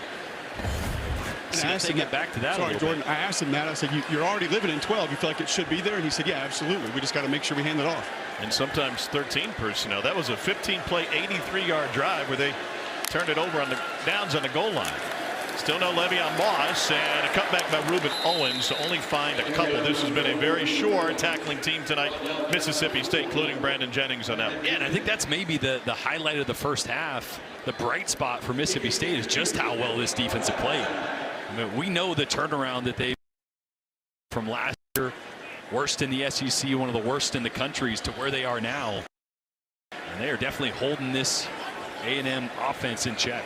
They upgraded across the board from a personnel standpoint. Pick up the blitzer, and it's fired incomplete to Casey Concepcion.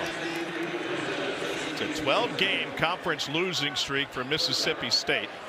And if they can snap that streak tonight, they will send the 3rd top 10 team in college football today to a loss, joining Penn State on the road at UCLA and Texas on the road in the Swamp.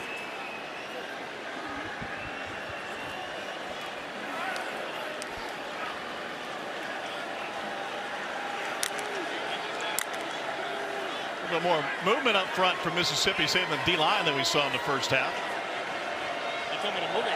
Play clock late. Pressure from his right side. Reed can't escape. Mississippi State with the sack. First of the night for the Bulldogs. Calvin Dinkins.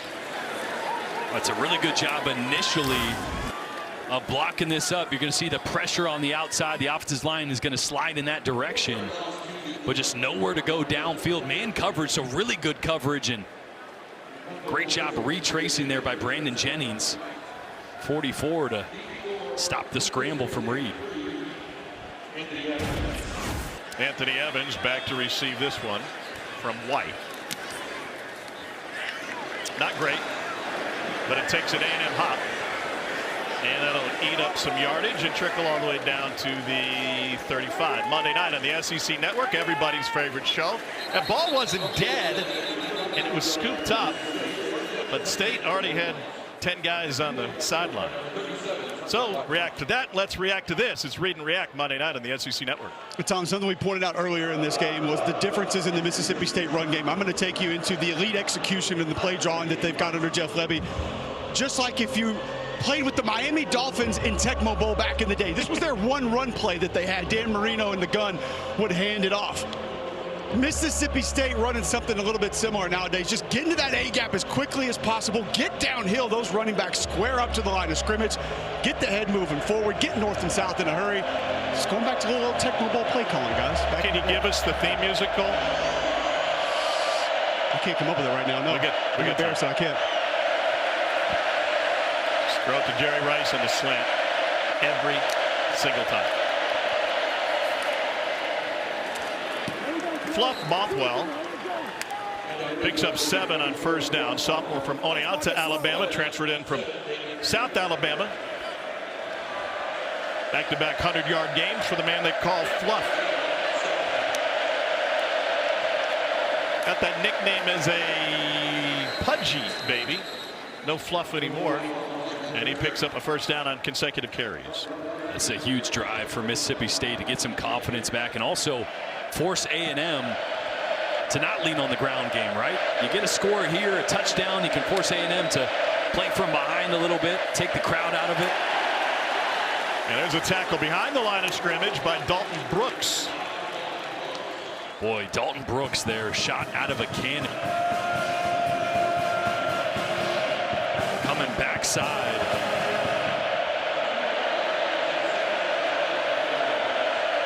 Second down, 11.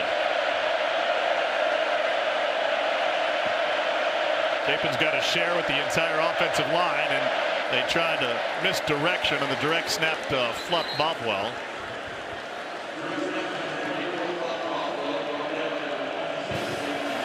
And kind of get the feeling after Cole's chat at halftime with Mike Elko, what we've seen so far from Jeff Lebby. I feel like both teams going to be happy just try to grind out the second half.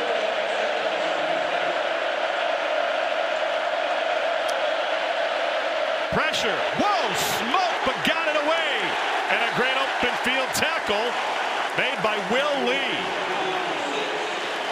Dalton Brooks ended up in Chapin's hip. Yeah, once again, Dalton Brooks on a pressure. Blake Chapin knows he's coming right here, knows his hot route is the running back, but it's going to take a second for the running back to get his eyes around. Holds onto it as long as he can. Really good job of just getting the ball out of his hands, but even better job of forcing the issue, the quick throw, and rallying to the tackle, stopping Mississippi State on third. Both teams go 3 and out on their opening possession of the second half. Concepcion asks for a fair catch, takes it just shy of the 12. 5 minutes into the second half, still not much offense. 38-yard punt. Back to work after this.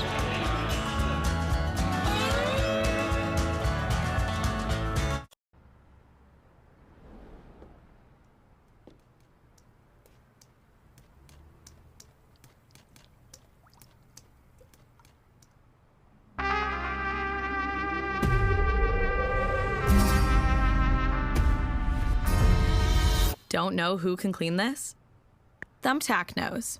Get recommendations for every kind of home project. Hire the right pro today.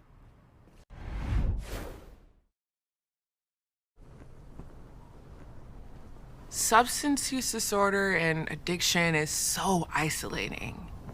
And so, as a Black woman in recovery, hope must be loud. The moment I chose hope was when I couldn't look myself in the mirror anymore. I did not recognize myself. When you're in that moment, you don't know what to do, and you are grappling with your own internalized stigma and your own experience. Hope has to be loud to cut through your fears. It grows louder when you ask for help and you're vulnerable.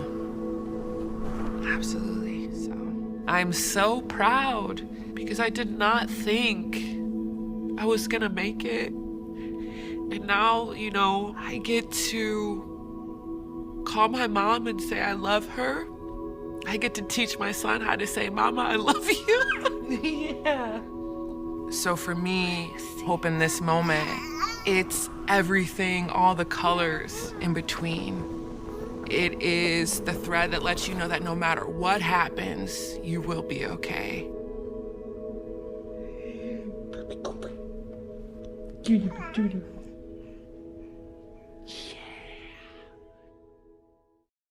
You know what's been on my mind? Gun injuries and gun suicides are going up among teens. If a kid is angry or keeping to themselves, make sure they don't have access to a gun. Keeping guns stored securely feels like the simplest way to protect everyone. What does Texas A&M University stand for? We stand for excellence, respect, and loyalty.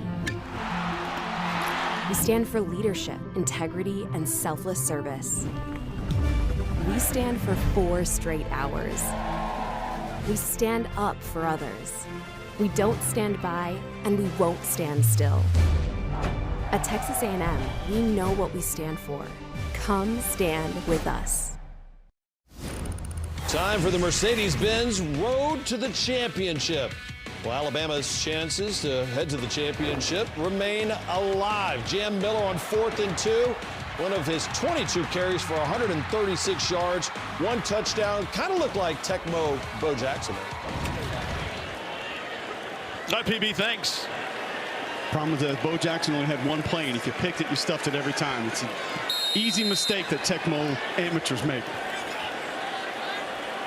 I was more of a Sega Genesis kind of guy. Joe Montana football is great. Nah, Madden, 93. Ambulance came out, ran over people. Yeah, that was fun. What's funnier than that? I mean, really. Your Twitter feed, MacBooks. Marcel Reed gets rid of it to the perimeter, and Mario Craver. There's a lot of different ways you can measure a player's impact. Mario Craver's one of the best receivers in the country by yardage, but it's not just that. He does a lot of things well, and he's off the charts. No doubt. Separation. He's number 6 out of 716 receivers in the country in separation. Over the middle to the tight end. In other words, he's pretty dang good at getting open. Yeah. And that involves speed, that involves route running, that involves knowledge of space.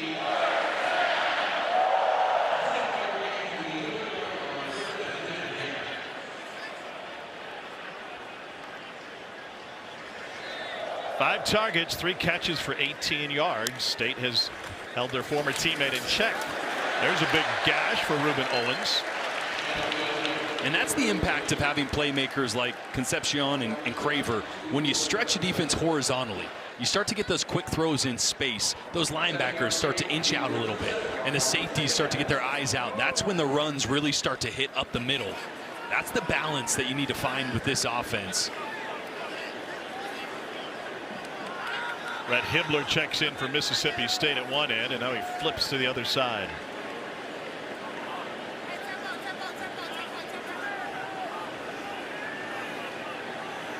Coleman Hustler's trying to move his chess pieces around pre-snap. I'm not sure they got to where they needed to be. And wide open out of the backfield is Ruben Owens. And he's corralled just past the 45. Gain of 19. Well, I love this. Marcel Reed finding the check down. He really wanted to push that further downfield. We saw him earlier in the game force a deep throw when the check down was there. That time moved the sticks by just dumping it off easy. And another penalty. False start. Offense, number 78. 5-yard penalty. Still first down. A&M's just doing the waltz. Up, over, back, over, up, over, back. Yeah, that's Crownover's 4th false start penalty on the year. The right tackle. That can't happen at home. You know, on the road every now and then it can happen. It can't happen as many times as it has for him, and it can't happen at home. Still moving pieces around on that chessboard. Trying to call the perfect defense. They've got Moss back on the field, finds the edge, little shoulder dip, and a great ankle tackle after the 4-yard gain. Gold, what do you got? Well, I think it's interesting that Mark Naboo, the center, came out after that false start, which would tell me that maybe something was wrong with the cadence or the snap. Maybe the snap not happening when Marcel Reed thought it was supposed to. You saw Reed immediately go down to the center, have some words, but that's not an exchange you usually expect in the middle of the game without an injury. Well, that's what they ended up doing at the end of the game against Notre Dame inside the red zone, but it failed on an illegal snap. Not ideal to be switching your centers. Here's Moss. That was a contested battle in spring and fall. I mean, these were both guys that I think the coaching staff thought had a chance to win it. Naboo obviously been around this program a little bit longer, more entrenched with the guys who had been here and been around the offense, but I think they had confidence in both. But still, you can roll guards and tackles in game. You don't want to roll your center too often. That communication between the center quarterback is too important. And Coley Fayu's the one who's in there now. Well, last time Mississippi State did this, they dropped a few guys out. Body language looks like they're coming this time. From the edge, and Reed goes deep, overthrew his intended receiver, Craver. Teron Manning was in coverage. This is another one of those throws that you just wish Marcel would have put a little more air on it.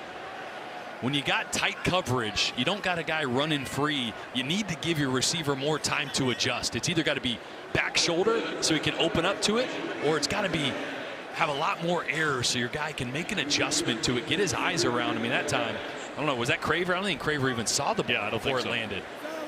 Anthony Evans at a Converse Judson back to receive this punt. Hesitation and then a kick away.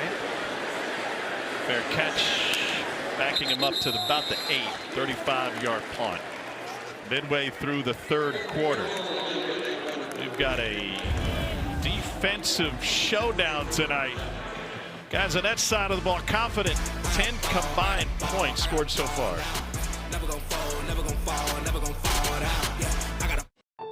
What does Texas A&M University stand for? We stand for excellence, respect, and loyalty. We stand for leadership, integrity, and selfless service. We stand for 4 straight hours. We stand up for others. We don't stand by, and we won't stand still. At Texas A&M, we know what we stand for. Come stand with us.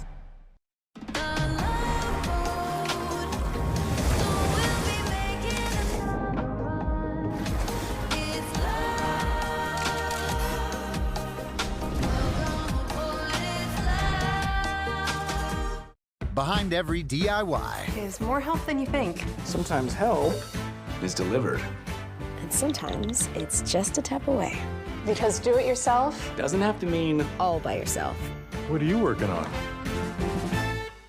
Want restaurant quality meals that actually support your wellness goals? Hi, my name's Pete. Been a chef for the past 25 years. Spent the last 7 years at Factor. Ready-to-eat meal delivery services are not created equal. At Factor, it's personal. Nutrition and flavor is first and foremost when we create any dish. Everything is done from scratch every single day. All our meals are easy, perfectly portioned, and macro-friendly. If you're wanting to cut calories, add some more protein to your diet, or just eat delicious, nutritious meals, Factor's got you covered. Get 50% off your first box at factormeals.com. This game has gotten out of control. All the money, the unpredictability. It's time we instate a commissioner. Introducing the commissioner of coverage, the Aflac Duck. Commish, when health insurance falls short, who pays you cash to help with your medical bills? Aflac. The commissioner has spoken. I love that duck. Get help with expenses health insurance doesn't cover with Aflac, an official sponsor of ESPN College Game Day. Y'all could ask about it at work. She is the highest-ranking member of the Corps Cadets. She is Reveille. This week, Texas A&M lost Reveille 9, who patrolled the Kyle Field sidelines for 6 seasons, the last in 2020. Now she will take her place among her predecessors, all forever guarding the stadium and campus that was once and shall always be their home. So many really cool traditions here at Texas A&M. Miss Rev retired in 21, and now we are on to Miss Rev 10. Lake Chapin and Mississippi State. Chapin 7 of 10 through the air, but only 43 yards tonight. Double clutches and delivers a strike to the edge, and Aiden Williams former Ole Miss Rebel. I think Jeff Levy's got to find a way to get Brennan Thompson the ball at some point. Just one reception tonight for 10 yards. He's their fastest player. Thought of the formation at the numbers outside the screen. The ball's on the ground, and A&M fell on it, I believe. Then it squirted free again, and State may have saved it.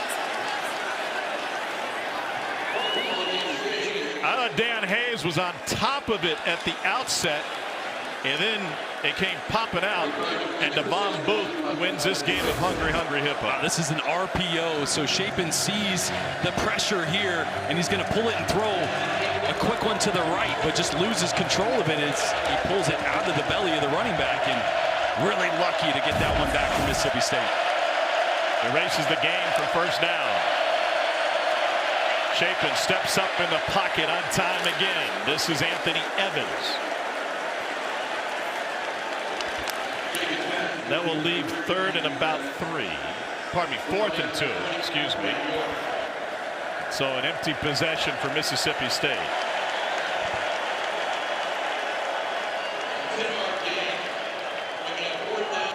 Well, these two defenses are like two Cy Young pitchers right now.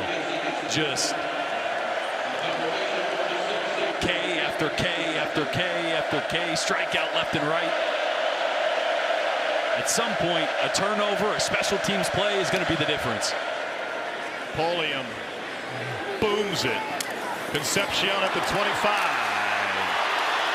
They got tripped up just enough.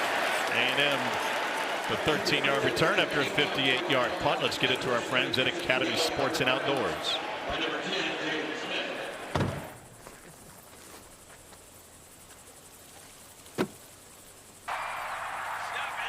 Any gate can be a tailgate.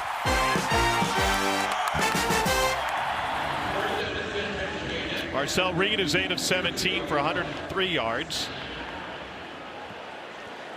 He is a football lifer. His dad was both a defensive coordinator and later the head coach at Tennessee State.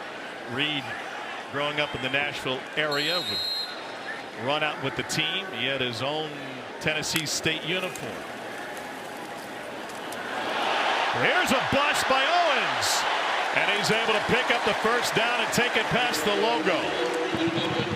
Reuben Owens has been a difference maker as much as anything tonight. Boy, I love two tight ends, and you're going to get all the movement going this way, and just a great job reading the flow of those linebackers, cutting back, running. Actually got a nice little bump encouragement from his tight end Micah Riley there to get north and south. Getting back into 12 personnel and running the football here. I like this from A&M. Reed taking his time, and now will take off. And he completes it to Craver. First down, sideline, and a cutback.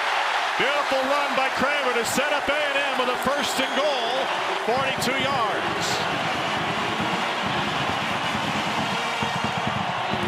Boy, watch Mario Craver. He's going to be on a crossing route. He's going to hit the linebacker, and then he's going to get his eyes on Marcel Reed. See that he's scrambling, and a great job of tracing and mirroring him as he scrambles. He's actually supposed to be running across the field the other direction. But just a heck of a football play and awareness. And nearly made that 6. Does State have another goal line stand in them? Owens taken down at the line. So last time they got down here, obviously, was the first time this year. Maybe not first time this year because they kicked the field goal, but one of the times they've been stopped, right? Been so good in the red zone. I want to see him use Marcel Reed's legs. Get him out on the perimeter, whether it's with an option to give him a running, the ability to get to the corner and use his legs, or whether it's a two-way go where he can throw it. We haven't seen him use his athleticism on the perimeter down here in the red zone. Well, he came off the bench against LSU last year, was magnificent in the run game. Reed with a fade. It is incomplete. Craver blanketed by Kelly Jones. Already has a pick tonight. And look, Casey Concepcion's a heck of a receiver, but you're throwing a jump ball to a 6'4" corner in Kelly Jones. Long arms. This is just a really tough ask, and it's actually a really good ball and gets into Concepcion's chest there, but too much hand fighting. Look at the wingspan there. Now third down. Is this where they're going to get him on the edge? You got running back offset to your left. That's Moss. To throw again. Into the end zone. Touch pass, touchdown. KC Concepcion, second of the night.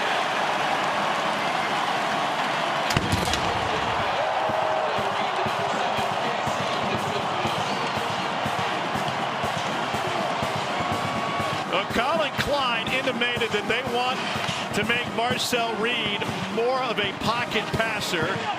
And the play calling on that goal-to-go situation suggested as much, and it paid off. It shows you how much confidence they have in him. No safeties, right? So you're going to give Concepcion a two-way go. Right here, just going to work. Beats him to the inside. Little option route.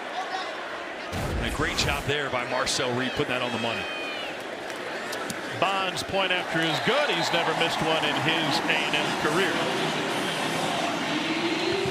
Does A&M have enough separation? Marcel Reed has thrown 2 touchdowns tonight. Both of them have gone to number 7. KC Concepcion. Aggies lead 14-3.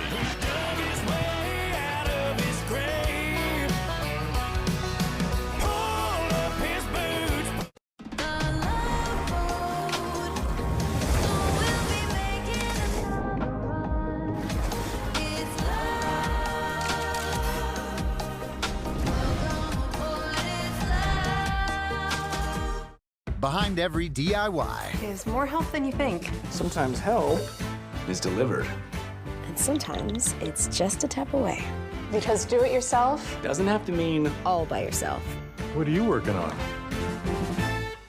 This game has gotten out of control. All the money, the unpredictability. It's time we instate a commissioner. Introducing the commissioner of coverage, the Aflac Duck. Commissioner, when health insurance falls short, who pays you cash to help with your medical bills? Aflac. The commissioner has spoken. I love that duck. Get help with expenses health insurance doesn't cover with Aflac, an official sponsor of ESPN College Game Day. Y'all could ask about it at work. What powers her? Her team, her family, her fans, her food. At Sprouts, we're on a mission to power women on and off the field. We nourish strength. We feed ambition. We fuel women's health on all journeys, whether she's bringing home a win or winning at dinner. Sprouts is powering greatness.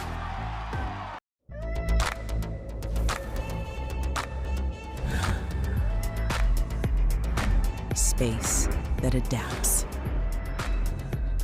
Clarity that keeps you focused. And style that grabs hold. Welcome to the Genesis GV80. Get the GV80 for 2.99% APR for 60 months. Exclusively at your Houston area Genesis retailers. Hey, really appreciate you treating us to Canes today, Todd. Hey, anything from my favorite TV personality. Oh, and Kirk Herbstreit. Hey, I'm used to it. Hey, you know Canes is our favorite pregame meal. Nothing like kicking off game day with hand-battered cooked-to-order chicken fingers and cane sauce. Speaking of the game, we gotta get back soon. What's the holdup? Yeah, what's that noise? Hello? Hello, anyone there? We're gonna miss the tailgate. This is the tailgate. Raising Cane's chicken fingers. One love.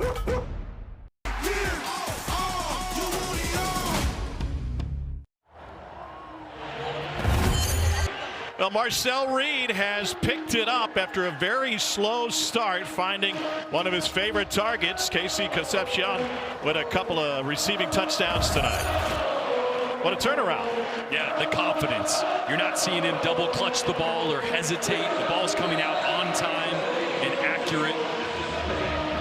It's a great job rebounding from a brutal start for what is still a very young quarterback, still early in his development with a ton of talent. Trying to show that he can be the type of quarterback that can take this Aggies program to the college football playoff and beyond. No return for Mississippi State. What is Jeff Levy thinking as a play caller and Blake Shapen as a quarterback now that they're down 2 scores for the first time. Yeah, right now in the huddle, you got to say, hey, there's still 3 minutes left in the third quarter, and we're just down really 2 scores, touchdown and a field goal and extra point or a 2-point conversion. So don't panic. Resist the urge to feel like you got to get all points back on one drive. The best they've looked all night was when they ran the football all the way down the field. So still a lot of ball game. Don't need to get it all back here. Bothwell has been their leading rusher tonight, and that ground game has nowhere to go on first down. Fluff Bothwell swallowed up. Well, that might change things. I mean, when you're running into a brick wall, Jeff Levy's got to go and, okay, I got to get Brendan Thompson involved. I got to get Anthony Evans involved. I got to get my playmakers in space here. 2nd 11, and anyone looking for it. One of the things we talked to Blake Shapen about was this is not a pro-style offense. There are option routes that my receivers have, and it took me a while when I first got here to get on the same page. I was used to working with a route tree. Miscommunication one way or another on that one. Yeah, that time Shapen thought Thompson was running a slant route. He's trying to get inside and get vertical. The noise may be partially to do with that.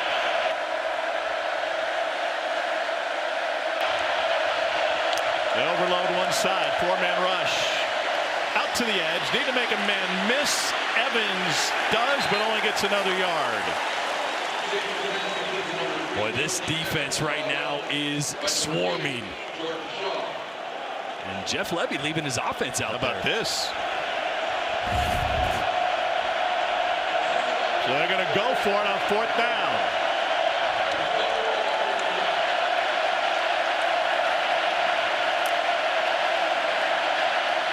This place is rocking.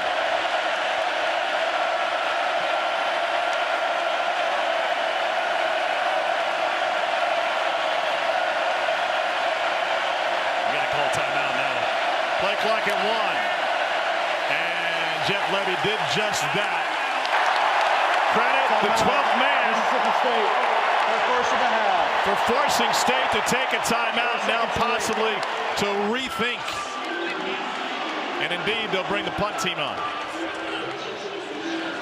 That was deafening. I don't know if I agree with the decision there. Maybe just trying to get to the line of scrimmage, even get a cheap penalty, because it's still the third quarter. Right? You turn over the ball right there, you're pretty much giving A&M more points. I think they're going to come out here and punt it. Well, we did get a chance to see what Jeff Levy had drawn up. They definitely were trying to run a play, though.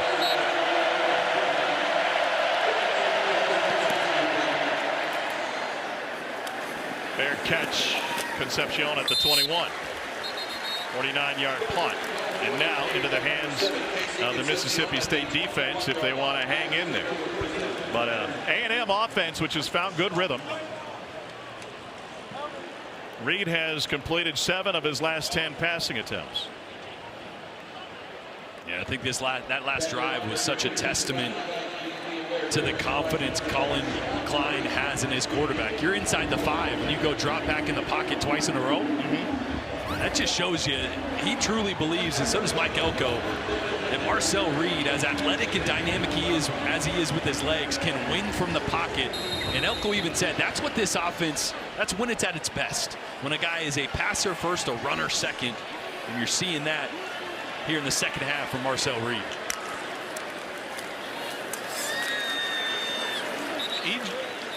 Carry for Texas A&M, and they're going a little bit deeper in the running back room. Jamarian Morrell with the carry.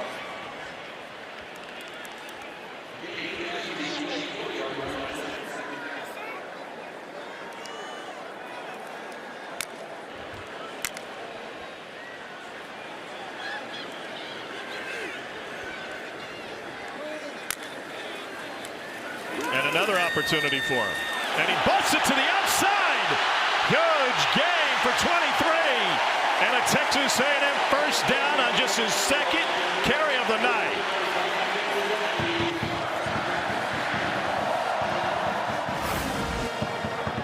Boy, you're going to get 2 pullers right here, and watch both these linebackers just over pursue, and that ends up opening the cutback lane there. You had true freshman Tyler Lockhart and Brian Lanier from this 3rd level, the safety position, over pursue on that play. And a great read by true freshman Jamarian Morrow, excuse me. And there's an injured player on the Mississippi State sideline. Jefferson. And again, we haven't seen Le'Veon Moss since he went out, what was that, 2nd quarter, down around the goal line? He came back for a couple plays. Oh, did he? Okay. Yeah. To start the 2nd half, but very limited. Jefferson into the tent. He missed the opener against Southern Miss with a foot injury. This is State's, by the way, first trip outside of the Magnolia State. They opened in Hattiesburg and have been at home since.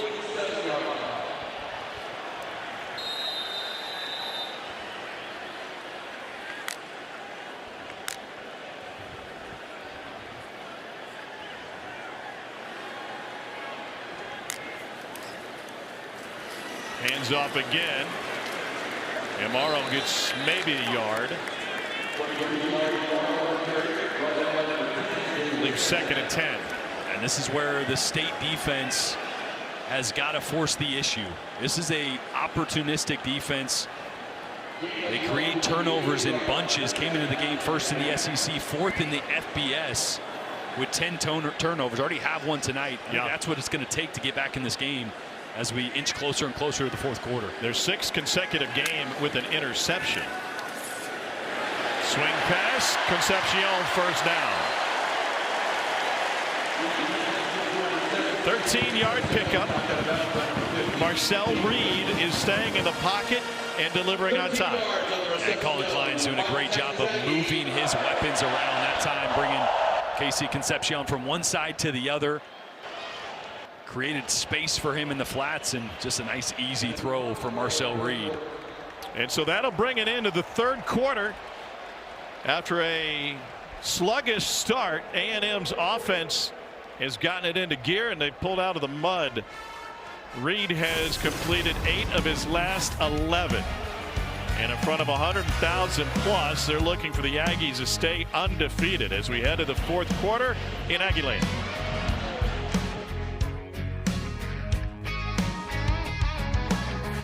Ooh, a timeout! Incoming dishes! Doc! With Dawn Power Wash, he can fly through 99% of grease and grime in half the time. Oh my Grecian, look at him go! Yeah, Dawn Power Wash is unique. It absorbs grease with 3 cleaning boosters, removing it 5 times faster. Ooh, for beak's sake, that was fast. And Power Wash can replace multiple cleaning products.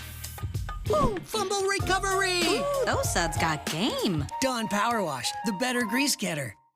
When you hear this song, what will be your response? I've been grinding all day and all night. All the fame for my mind. Trying to be the greatest of all time. Been grinding. 1 second, they're a neighbor you like. The next, they're a neighbor you trust. Actually, no problem. 1 second, you're worrying about your home. And then, thanks to ADT, there's a lot less to worry about. Feel secure enough to let others in with Trusted Neighbor from ADT.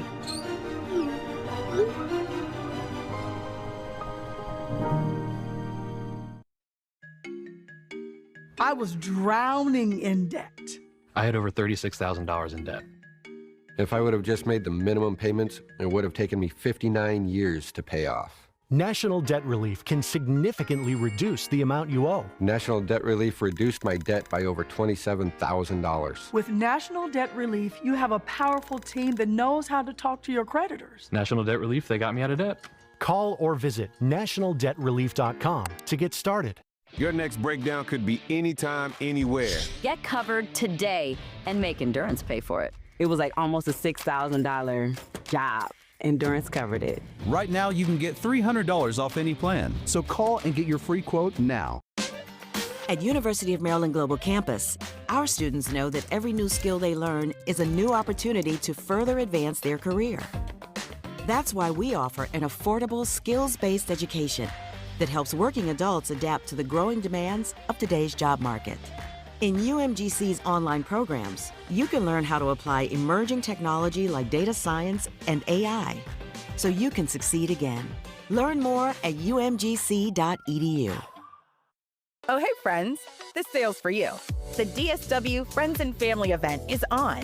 DSW VIP members get 25% off almost everything in stores and online for a limited time. Don't miss out. This only happens twice a year. Not a VIP? You're still family to us. Join for free to get in on the savings. Plus, VIPs always get free shipping on anything. Save on must-own shoes today when you shop the DSW Friends and Family event at your DSW store or dsw.com.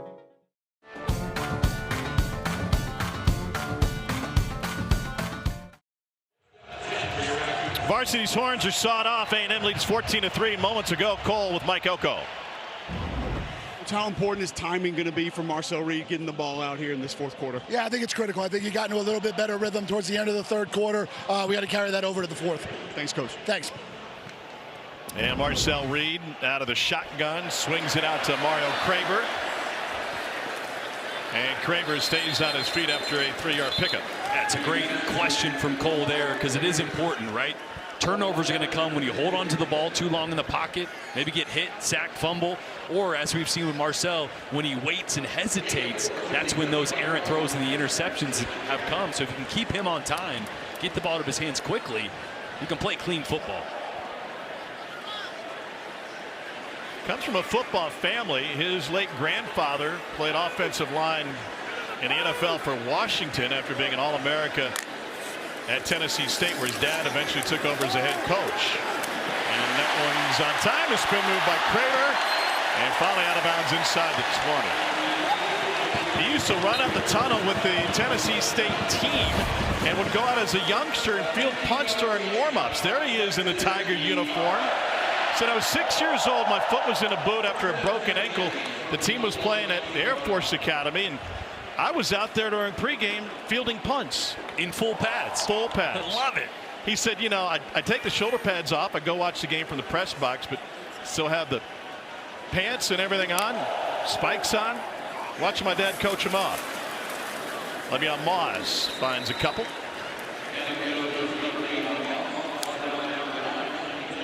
It's good to see Le'Veon Moss back out there. That's such a hot start to the game, and coming off a career day last week against Auburn. It's going to be important down the stretch for this A&M team to be able to run the football effectively, physically between the tackles to complement the athleticism of Marcel Reed and the speed they have on the outside. It's a critical piece for that. Trying to deliver a blow. It's Le'Veon Moss. Le'Veon Moss's return after a torn ACL and a torn MCL, nothing short of miraculous. Mike Elko telling us that they knew that he was getting back to great shape physically right off the jump. He said there was no atrophy in the injured leg, and the team doctor said we've never seen that before. That's insane to think about. I've had 5 surgeries on one knee, and that quad usually just disappears. It's gone. He was able to hit the ground running, and then on top of that, limiting his contact, they were able to ease him back in before he had that monster game and a win at Notre Dame up the middle. First down run for Moss, a senior from Walker, Louisiana.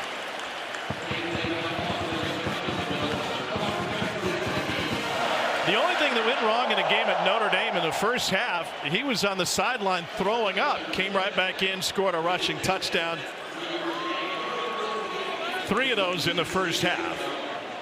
A&M was able to snap a 13-game road losing streak against ranked teams by knocking off the Irish.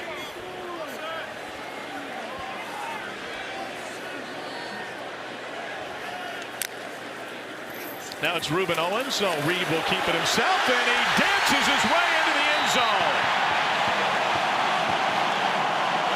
He has thrown for 2, and now he has run for 1.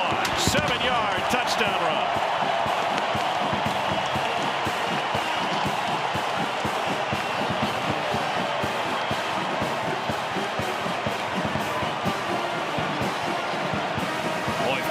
Using Marcel Reed's athleticism. Just going to read the end man on the line of scrimmage. When he gets down here, you got a puller to block, and you got Marcel Reed in his legs.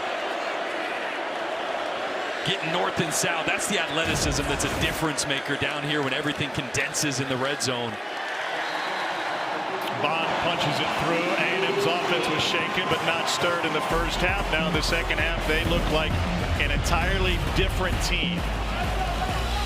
Marcel Reed says, I'm a throwing quarterback who can run. Yeah, he can.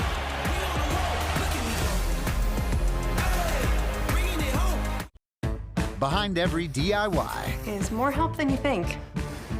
Try this for a clean line. Nice. Sometimes help is delivered. And some things have just got to go. Don't worry, these will go quick. I wonder if I can link two ropes together. Perfect. Because do it yourself doesn't have to mean all by yourself. What are you working on?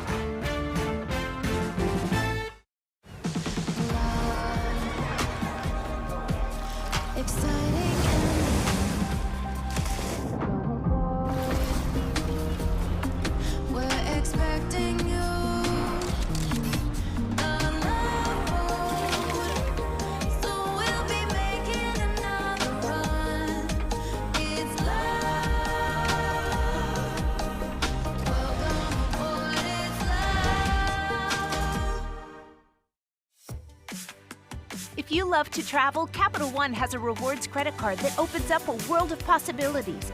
With Venture X, you earn unlimited double miles on everything you buy. And turn all of your purchases into extraordinary trips. Plus, get premium benefits at a collection of luxury hotels when you book on Capital One Travel. And get access to over 1,000 airport lounges worldwide. Open up a world of possibilities with Capital One. What's in your wallet? And here we are, the stadium. Well, this is pretty cool. Whoa, look, Sanderson Farms, the official chicken of the SEC. What's that stand for? Sports Fans Eat Chicken? Great question. No, it stands for Southeastern Conference. Are you sure? Pretty sure. Yeah, well, you're the tour guide. Yep. I guess that makes you the expert. Took a 4-hour seminar. Bless your heart. And we're walking. We're walking. Sanderson Farms, official chicken of the SEC. Running a business gives me enough to deal with, like video meetings. You're muted. And filing an insurance claim. But luckily, auto owners makes it easy. They pay what they owe without any hassle. That's simple human sense.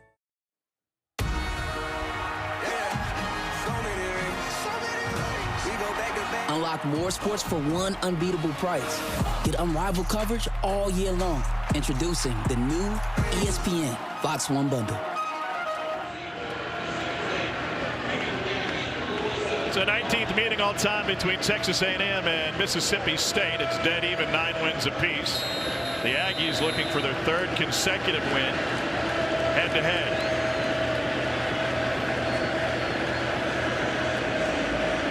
It has been Texas A&M party just about all day. The blackout, celebration, sellout. Let's take a look at our high-speed highlights brought to you by T-Mobile 5G home internet. What a defensive performance for this wrecking crew. Yeah, it's been swarming, right? The crowd's been in it. But this defensive line has just taken over a Mississippi State offensive line. It's been a revolving door. They've been all over Blake Shapen. Deflection led to the touchdown, or the interception there. Cassius Howell, second the SEC in sacks, getting his fair share as well. But the leader of this defense, Torian York, has been fantastic. Cole, I'm going to blow your mind with a comp that an Aggie staffer gave me pregame. As Shapen tries to get this offense on track. That's the ball came out, popped out into the Aggies' hands, and Dalton Brooks takes it to the near sideline. Anthony Evans coughed it up. The Aggies have a takeaway, and they've got this game in a firm grip now.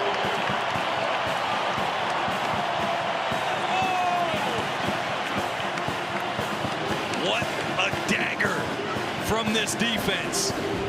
Jordan Shaw, the transfer from Washington, does a great job here of standing up Anthony Evans, then going for the ball as Evans is really trying to secure it. And right into the hands of Dalton Brooks. The A&M defense delivers again. Consecutive weeks of shutting down the opponent. Just one stat total. They've held the last two opponents to 1 for 22 on third down. Jeez. And another takeaway for this Aggies defense. Here's Ruben Owens.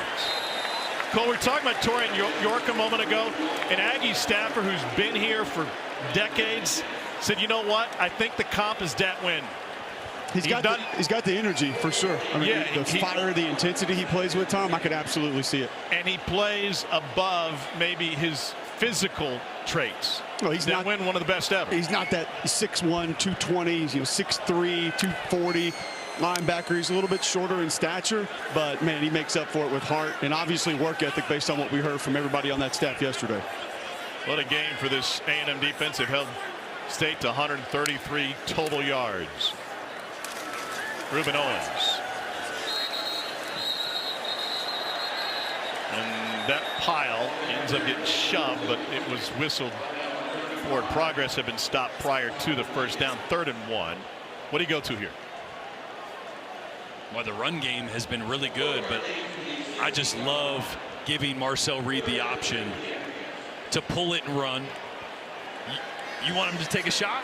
I think what we've seen from Colin Klein is he's developing Marcel Reed as a passer, and developing that confidence. I think they're going to bring Concepcion in motion here. That could be a little pull and find him in the flats, or Reed, pump fake, a little Olay move, and now he'll scramble for it. And a first down by Marcel Reed. And that's exactly what they did. Gave Marcel Reed the option to pull it. Had Casey Concepcion in the flat, and Marcel Reed just showing his athleticism. Trying to throw it here, sticks his foot in the ground. And he is dynamic, really showing the full range of his capability as a quarterback with his arm and with his legs. And Colin Klein's got a playbook that can be expanded when Marcel Reed is doing that. On the sweep, it's Kramer. Touchdown, Texas A&M.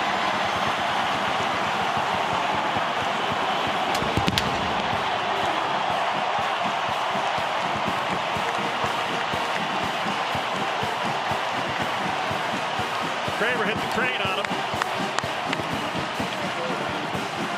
That was a quick 24-yard drive after the takeaway. Watch the effect that Marcel Reed as a runner has on these guys right here. Eyes in the backfield, and that's what allows Craver to out-leverage those defenders. Right, we saw the last touchdown run was Marcel Reed keeping it and getting north and south, and then now everybody's watching him, and you out-leverage. Did you have a bar bet on whether or not you could get the vision cones in? Yeah, I needed to get 2 in one place, so that really helped me out there. You are a man ahead of his time. There's already been a czar of the telestrator. He might be the king of it. Aggies on a roll here in the second half. Where the stars light up the night.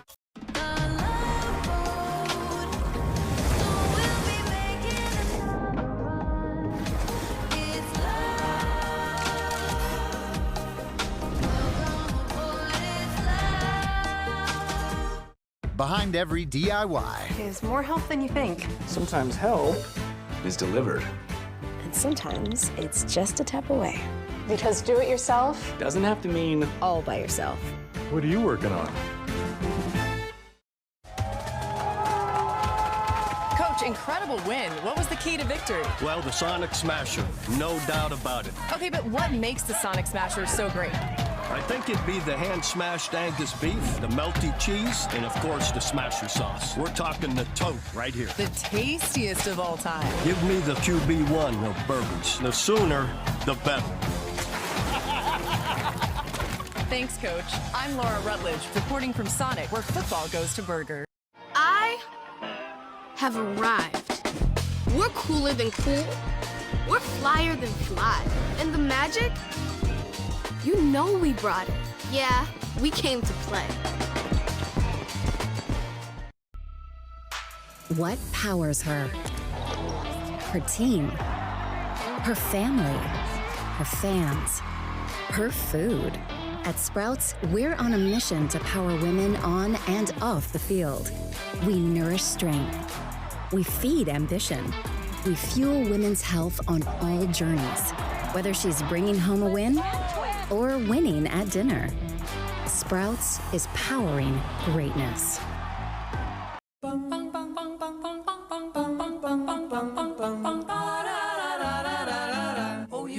Target Circle Week's big deals are coming, with hot daily deals at 40% off all week long. 7 days of big deals start Sunday.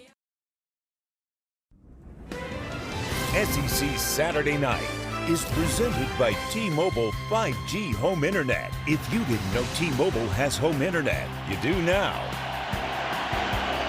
It has been an imperfect game from an execution standpoint for Texas A&M, but college football itself is imperfect. Already, 2 top 10 losses. Penn State on the road at UCLA. Maybe they need a longer runway, and the Longhorns lost in the swamp.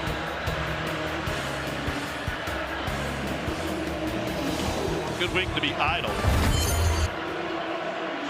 Oklahoma's setting up well for Red River, huh?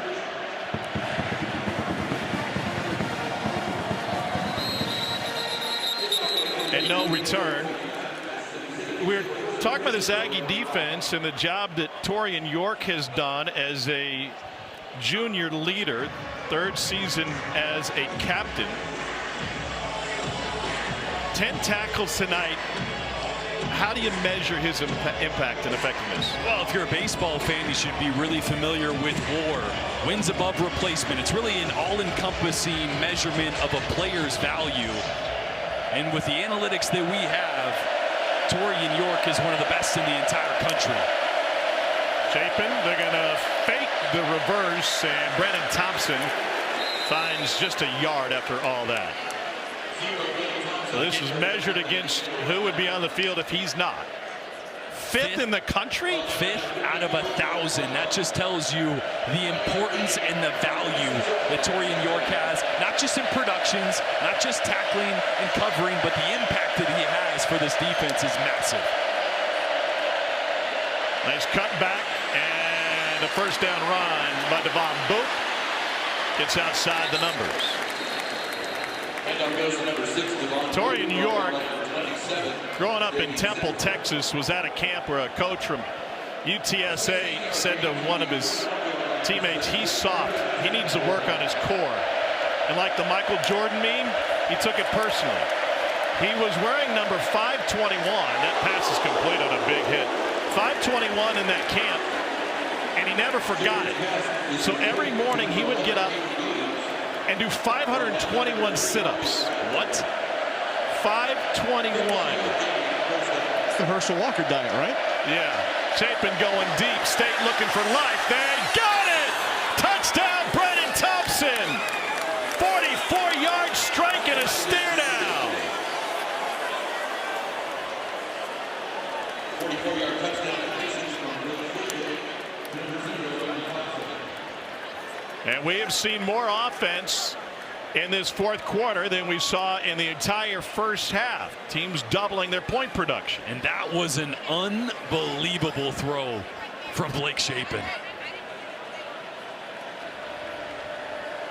They had to have an answer, had to have a quick answer, and that was as pretty as it gets.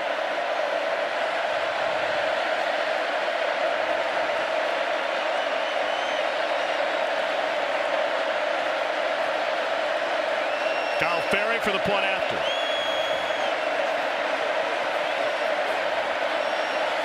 Oh, bad snap, bad hold, and a crunch. Cole, you mentioned they had some issues with their long snapper earlier this game, and Will Lee made the holder pay for it. Marion Houck had it fall off of his hands.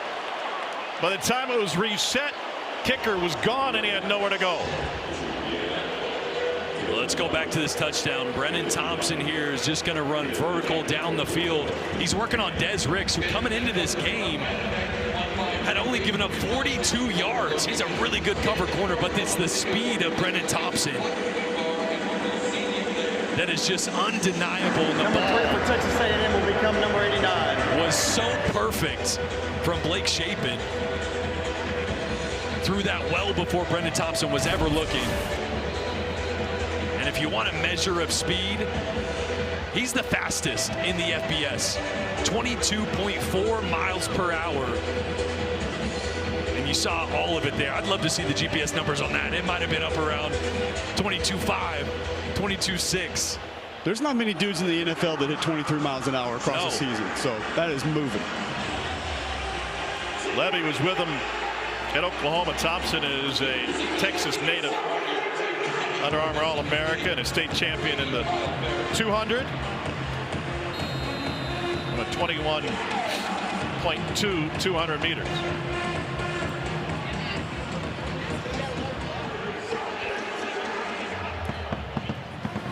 Squib kick, what a catch. Wow. Mario Craver snags it. They'll have decent field position. And to the point you made earlier, you're going to need some sort of defensive. That was a dangerous play there by Craver. I mean, you obviously can't let it go either because it could bounce around and it's a foot race to try to pick it up. But that one's not spiraling, right? Receivers are used to catching a nice spiral, that time end over end, but great job by Craver of snagging it. And did you see the equipment team just then? It was like a, yeah, what was that?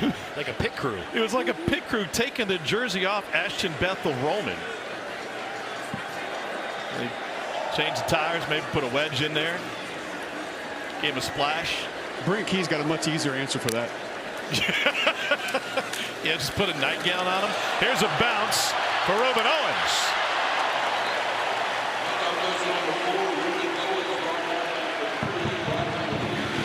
Ruben Owens just bounced off Jamil Burrows, who weighs 330 pounds. It's great to see Ruben Owens getting an extended look and opportunity tonight. He missed 13 games last year with a foot injury. Yeah, that injury happened in the first scrimmage for A&M, and he didn't get on the field until the Texas game. He was a 5-star recruit and the #1 running back coming out of his class.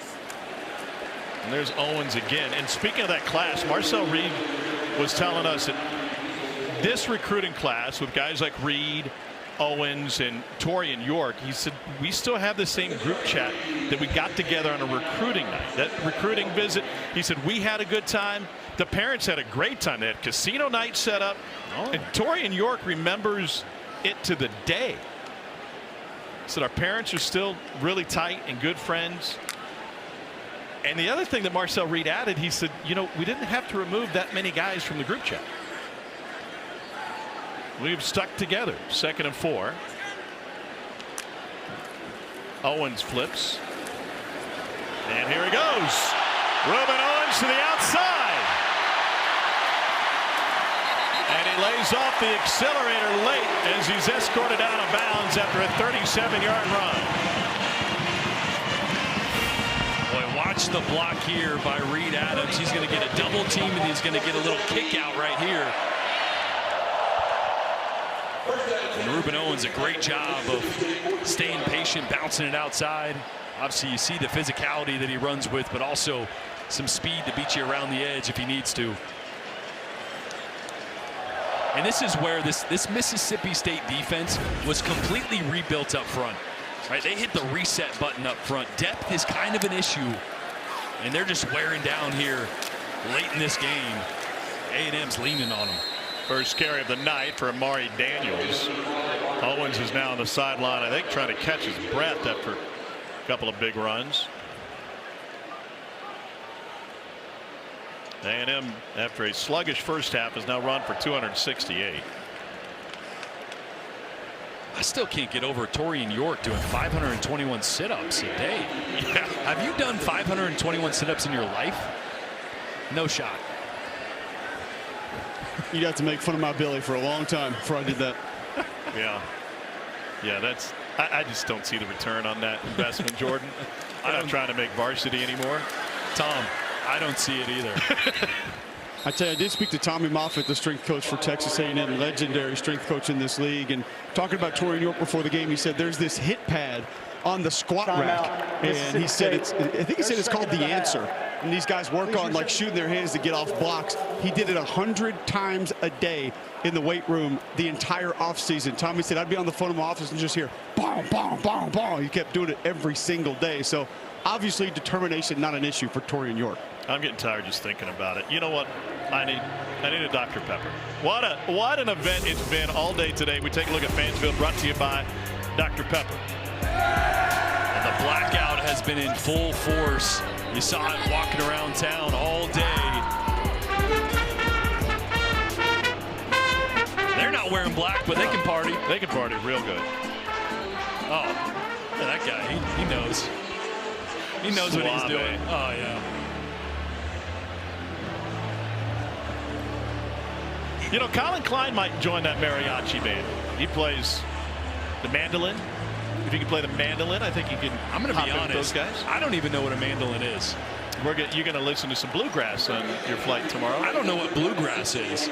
I had to look the mandolin up too. I thought it was the character from the new Star Wars show. If shame was possible, Jordan, for you. Here's a bounce and a good tackle on Amari Daniels. Timeout taken by Mississippi State. But really, what's a mandolin? I believe it's you believe 4-string, double string, high pitch. It's like a teeny tiny guitar, like a ukulele. 40 seconds late. Size-wise, yes. But if you listen to Mumford & Sons, for example, yeah, you'll hear it. I like Mumford. I like how Colin Klein described it. Separates itself. He goes, well, it's the the strings are together, and I was just like, I don't. What is it? That does nothing for me. So well, Colin Klein, accomplished pianist, and the mandolin, and the violin, and we were kind of joking around with him yesterday. When's the last time you played the piano? And he goes, you know, I'm a football coach, right? He's like, you think I have time just to sit down and play the piano? But some of his kids are now taking piano lessons. Maybe it'll bring it back. He was a sensational quarterback at Kansas State. He was making music tonight with some play calls, I'll tell you that. Yeah, that's right. Bond on for the field goal. He lost a job in fall camp, got it back due to an injury. This is a 27-yard attempt. And he has taken advantage of the second chance at the kicking job. When we return, Cole and Jordan will play the mandolin for you.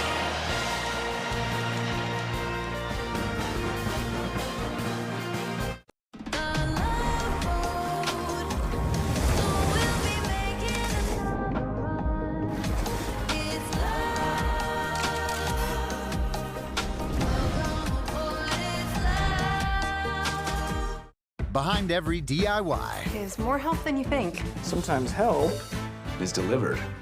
And sometimes it's just a tap away. Because do it yourself doesn't have to mean all by yourself. What are you working on?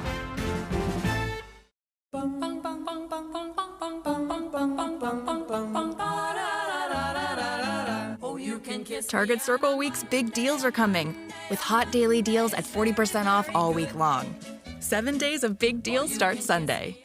Want restaurant quality meals that actually support your wellness goals? Hi, my name's Pete. Been a chef for the past 25 years. Spent the last 7 years at Factor. Ready-to-eat meal delivery services are not created equal. At Factor, it's personal. Nutrition and flavor is first and foremost when we create any dish. Everything is done from scratch every single day. All our meals are easy, perfectly portioned, and macro-friendly. If you're wanting to cut calories, add some more protein to your diet, or just eat delicious, nutritious meals, Factor's got you covered. Get 50% off your first box at factormeals.com. This game has gotten out of control. All the money, the unpredictability.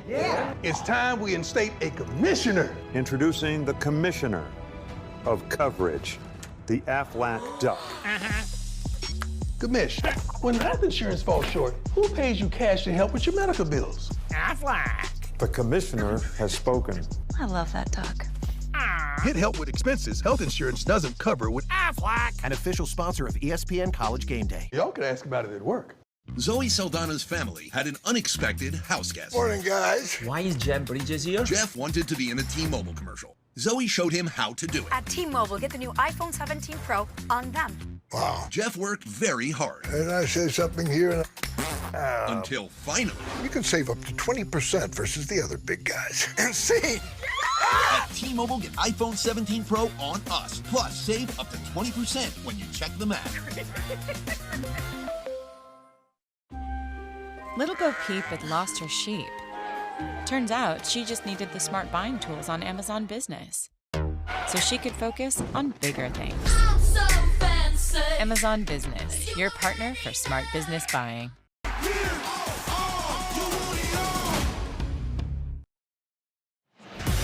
Final game of the day in the Southeastern Conference here at Kyle Field. Let's take a look at the storylines. Georgia with a comfortable win against Kentucky. Gunnar Stockton threw for 196.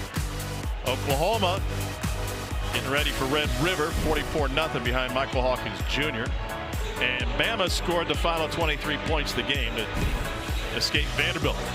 This was the one that had everybody downstairs applauding when we were getting on the elevator to come up, as you can imagine. I don't know about Texas, but I cannot figure out Florida for the life. I know.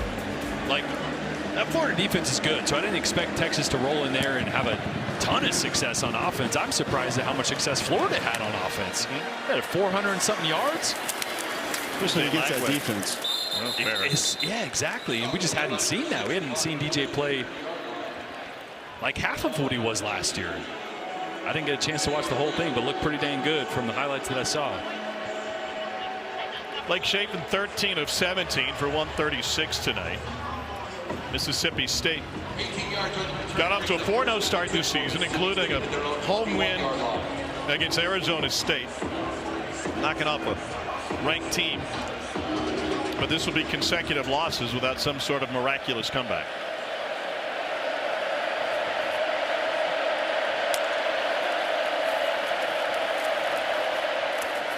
Incomplete. And I think now if you work off the headlines, there's a flag down. Working off the headlines at this point.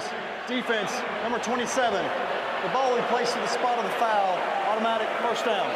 We're starting to see some separation. There may not be two elite teams, but the middle of the pack starting to pull away from the bottom. No doubt. Bottom few. No doubt. Looking at how Alabama has continued to get better since week 1, losing to Florida State. I mean, they look really good. Beat a really good Vandy team today. Here's Bothwell, runs through a would-be tackler and steps out of bounds back at the 37. And I think what's intriguing about this A&M team, obviously the second half has been phenomenal. Taking the entire game into account, we still haven't seen them put together 4 quarters, which in one way has got to give you a lot of excitement and hope, because you're like, man, if and when we do put it together. Shapen slings it out to Bothwell, and he's taken down behind the line of scrimmage. You know, before the game, I was looking at the schedule, and Bothwell is injured.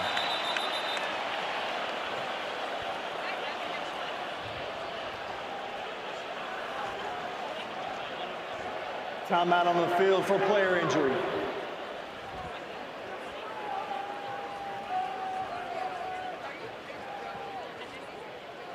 And you hope this isn't serious, but that right leg kind of got crumpled under on the tackle from Jordan Lockhart. And then looking at his right ankle.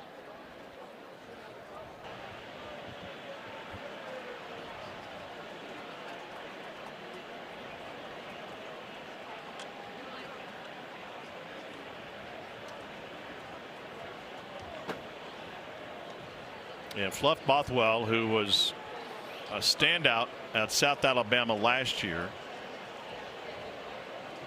was off to a fantastic start for Mississippi State this season. 4th in the league in rushing touchdowns. Back-to-back 100-yard games, including a $134 against Tennessee last week.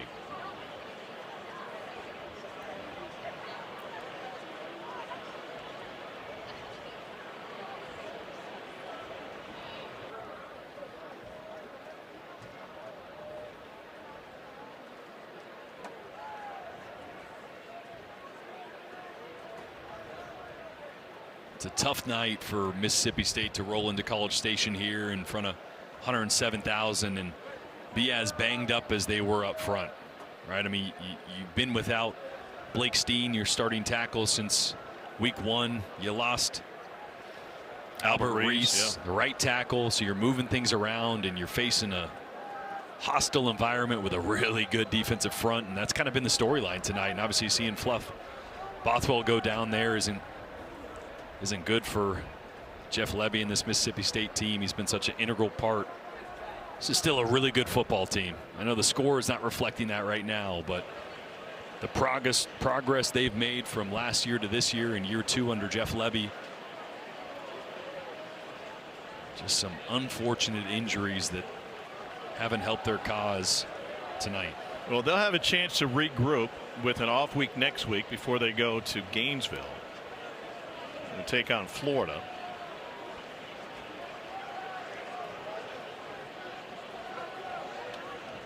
Meanwhile, on the A&M side, you mentioned the fact that they haven't put together a full effort on both sides of the ball. Before the day started, looking at the schedule, you can make a case that, well, they've got a few weeks to kind of ramp up. State today, then Florida, then on the road at Arkansas. Now you feel differently about Florida. Yeah. And no matter what's happening at Arkansas, they can put up points. SEC. Yeah. Yeah. And obviously LSU, one of those teams, is kind of still a really big question mark. They're going to bring the card out for Fluff Bothwell.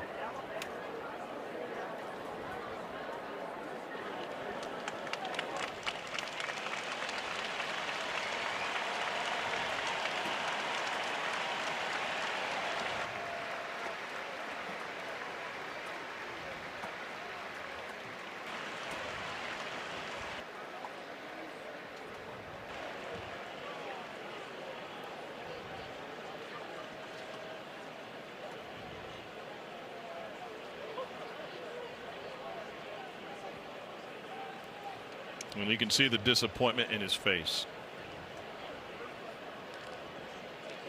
An SEC opportunity unfolded in front of him, and he was taking full advantage. And now an injury sidetracks everything.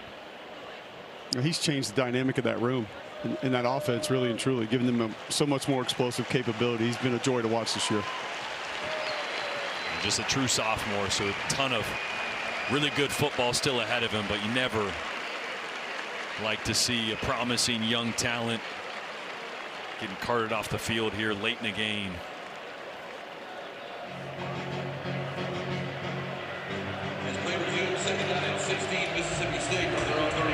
Coming off the injury timeout, 2nd and 16.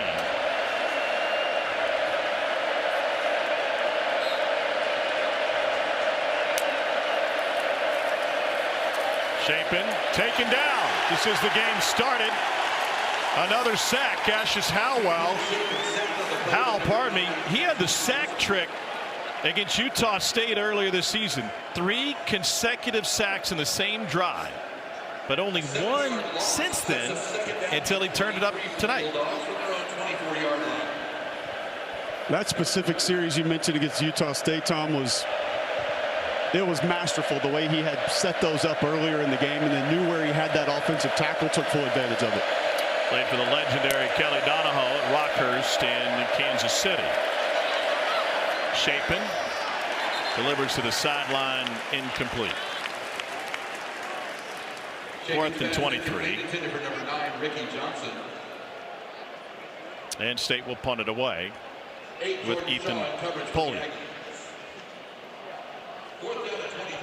A disappointing result for Jeff Lebby and this team that felt like they were poised to not just take the next step, but take a massive step this year Obviously the setback in overtime against Tennessee, but I think they came into this game really confident that they could come out of here with a W, and for a while it really looked like they could, and A&M just played night and day different in this second half.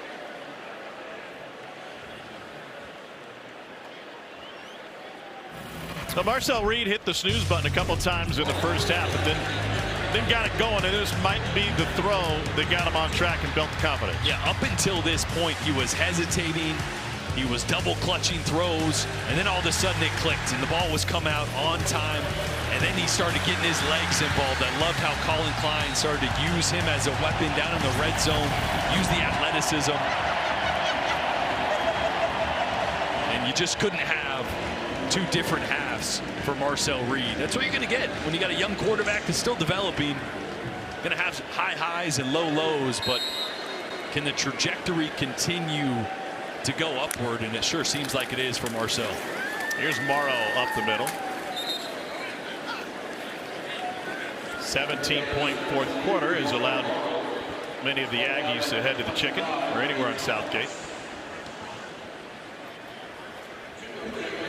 Well, this was as rowdy of an environment as I can remember. We come here quite a lot, yeah, at least once a year, usually a couple times a year. This was as loud a couple times as I remember it ever being in here.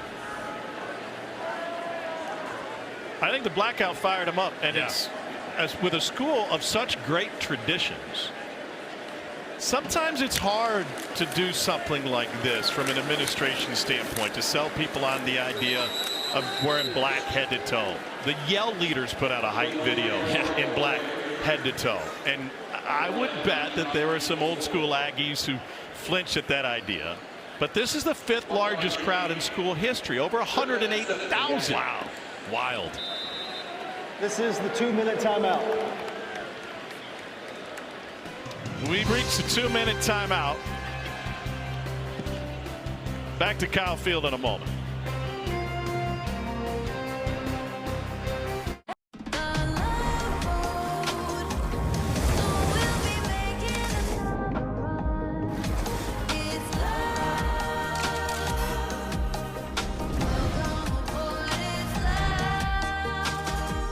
Behind every DIY is more help than you think. Sometimes help is delivered.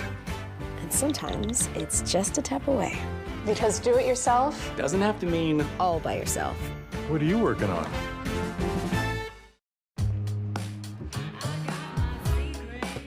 Powerful performance, seamless technology, and refined luxury. Some things are just too important to miss out on. The GLE and GLE Coupe from Mercedes-Benz.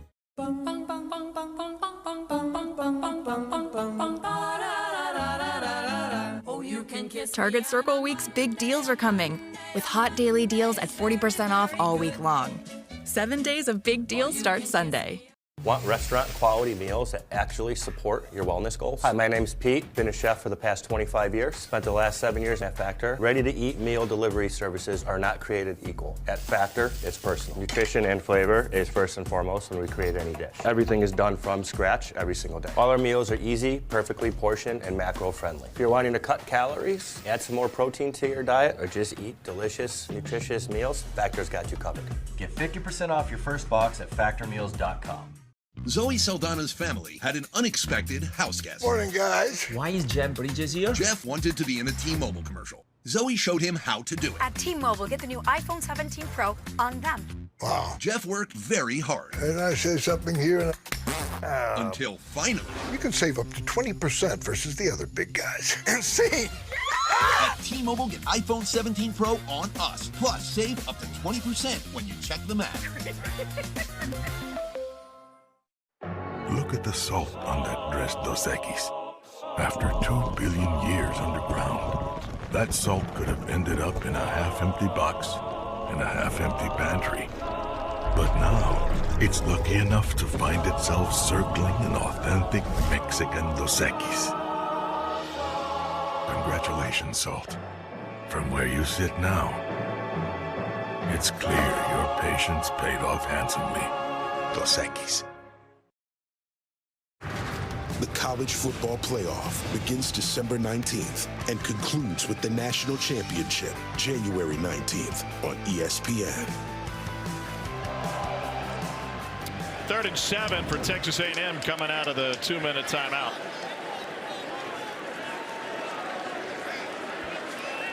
Marion Morrow is the running back with Marcel Reed.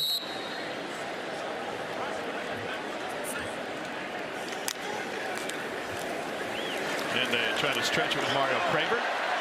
Looking for a blocker, and he steps through would-be tacklers and slides into second with a first down run. Hey, Tom, you were talking about some of those traditions a little bit earlier. Yeah. Talked to Trevor Alberts, obviously the AD, about it before, and he said, we kind of got to move into the 21st century. But also, I hung out with Honey and Big Kirkpatrick today. Big Kirkpatrick played from 67 to 70 here at Texas A&M. You had some of Honey's brownies today. Both you guys did, so you can talk about how good those were. They were incredible. Really good. I asked him about the blackout, figuring he would go super old school and say, nope, hate it. And he said, I absolutely love it. I think it's super cool. I'd like to see him do it more often. Well, we're talking with Mike Elko just about coaching here. And he obviously was here as a defensive coordinator under Jimbo. And he said, the spotlight's bright. There's a lot of attention.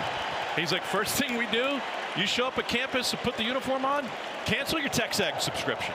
Stop listening to the outside noise. Only listen to what's happening inside the building, because it can be overwhelming. Saban would call it rat poison. And there's this fear of failure with this fan base because they haven't won a conference title since the late 90s. They haven't won that national championship in generations. Is this program right now good enough to win a national title? Absolutely. Maybe not right this second, because again, we haven't seen 4 quarters of consistency on both sides of the ball, but they absolutely have flashes of being elite on both sides, and we saw them put it together here in the second half. I think Mike Elko is building a team with a DNA, as you mentioned, that isn't listening to the outside noise, that is confident that it's not going to be a repeat of history, that they can take the next step. Consider this. They've held the last 2 opponents to 1 of 23 on 3rd down. That's elite. The state coaching staff was joking. They said, it doesn't matter how good or how terrible you are on 1st and 2nd down. If you're elite on 3rd down, nothing you can do. They played through the first half mistakes, and they got the offense out of the mud in the second half. Let's get you down the field. Coles with Coach Elko. Coach, championship programs don't come out and play one brand of football for 4 quarters and win. You got to find different ways, make adjustments. Really felt like your team found a way to do that tonight. Yeah, for sure. Obviously we struggled in the offense on first half. Defense stood up, made a whole bunch of plays. I think we got in a much better rhythm, figured some things out in the offense in the second half, went out and put the game away and played an SEC game the way you would want to. It almost felt like Marcel had a play or a series of drives, a conversation that just the light came on and he got a lot more comfortable. Was there anything that you saw specifically for him? No, I just think we found some things that he's very comfortable with. Tried to get him, got a little bit out of rhythm in the first half. We got him settled down, and when he settles down, he's a really good player. I was telling some folks on the sideline, you're a little more intense than I knew, because I only knew you as a coordinator before. How much easier does your life become with your defensive front and what they're capable of doing? Yeah, I mean, they're playing really well. Obviously, we've had some guys have to step up. We lost some really talented players last year, but we got a lot of confidence in that group. And the last 2 weeks, they've really played really good football. You've given up 1 third down in 2 weeks, Coach. Yeah, don't jinx it. Thank you. Appreciate you. Mike Elko, the smile at the end. He pointed out to us yesterday, this program has been on the upswing since we got here. That upswing certainly continues for a perfectionist who's going to go back and find a lot of mistakes in this film. But in the end, a win for A&M, and they stay undefeated. Let's get to the studio. Here's Peter. Thank you, Tom Hart. Whatever you do, A&M Media, please ask Mike Elko positive questions to start. We don't want a review of last week. Benjamin Watson, Chris Story, I'm Peter Burns. We got a full hour long of SEC football final coming up, presented by Academy in just a couple of moments. But was that the complete team that we were waiting to see, at least in the second half? Yeah, it wasn't a complete game, but I think we're starting to see who this team is. Early in the season, they had to win a shootout in South Bend, but over the last couple weeks, it's been about a suffocating defense and an offense that can run the football. They limit mistakes. They don't turn the ball over a ton. and it seems like they're starting to play a little bit more of Mike Elko style football. I kind of want to get the transcript or the recording of what Mike Elko said to this team at halftime, because they came out in the second half and played totally different football, even from a penalty standpoint. They have 7 penalties for 57 yards in that first half alone. And then in the second half, they only have 2 for 9. They run the ball a lot better. Marcel Reed played much better football. Elko talked about it a bit, getting him involved on the zone read, the RPOs, things that he's comfortable with, was able to not turn the ball over in the second half and hit some explosive plays in the passing game and the run game. So 2 totally different halves. I think the exciting thing at this point in time, if you're Texas A&M, is you haven't played a complete game yet. Like you haven't played your best football yet. And if you're still winning, if you're 5-0 and you haven't played your best football yet, that's positive. And there's a number of different players that are stepping up from game to game. Ruben Owens today had the majority of the rushing yards, but Casey Concepcion, 131 all-purpose yards, 2 touchdowns. He does it catching the ball, does it running the ball, does it in the punt return game.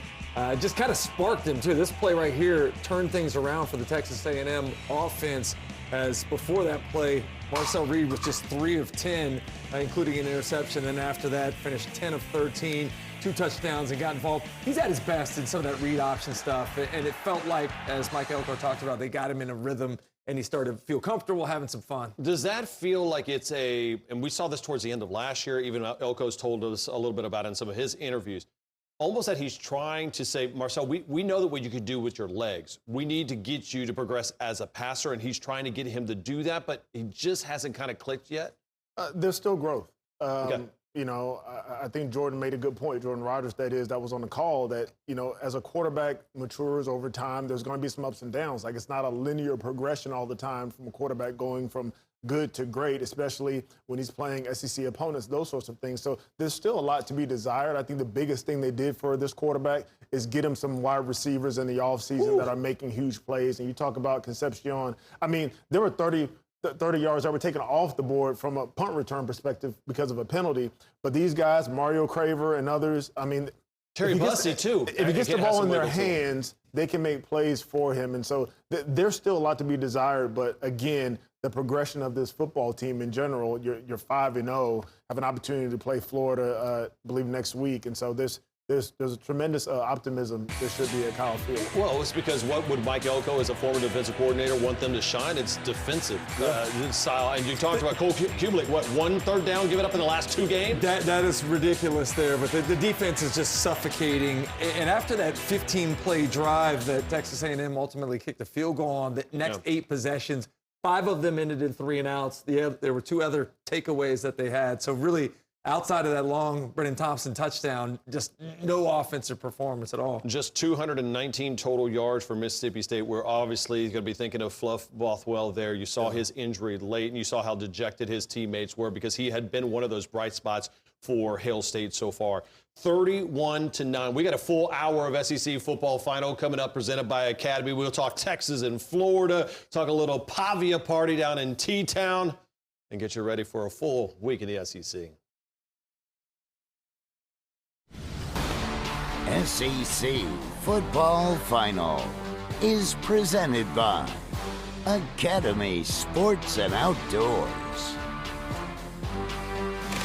What is up, y'all? Welcome to SEC Football Final. I am not Dari Doka. I am Peter Burns. That right over there is Christopher Doring with the G. Yeah. I know, just making sure. And Benjamin Watson, as we get full of, I mean, listen, we kind of have these weeks in college football where you think, all right, a bunch of teams are on bye. How crazy can it get? Boy, it got kind of crazy, right? Yeah, we knew that was going to happen. So let's start with this one. Texas and Florida. It was the first trip for the Texas Longhorns down to the swamp since 1940. DJ Lagway, not alive.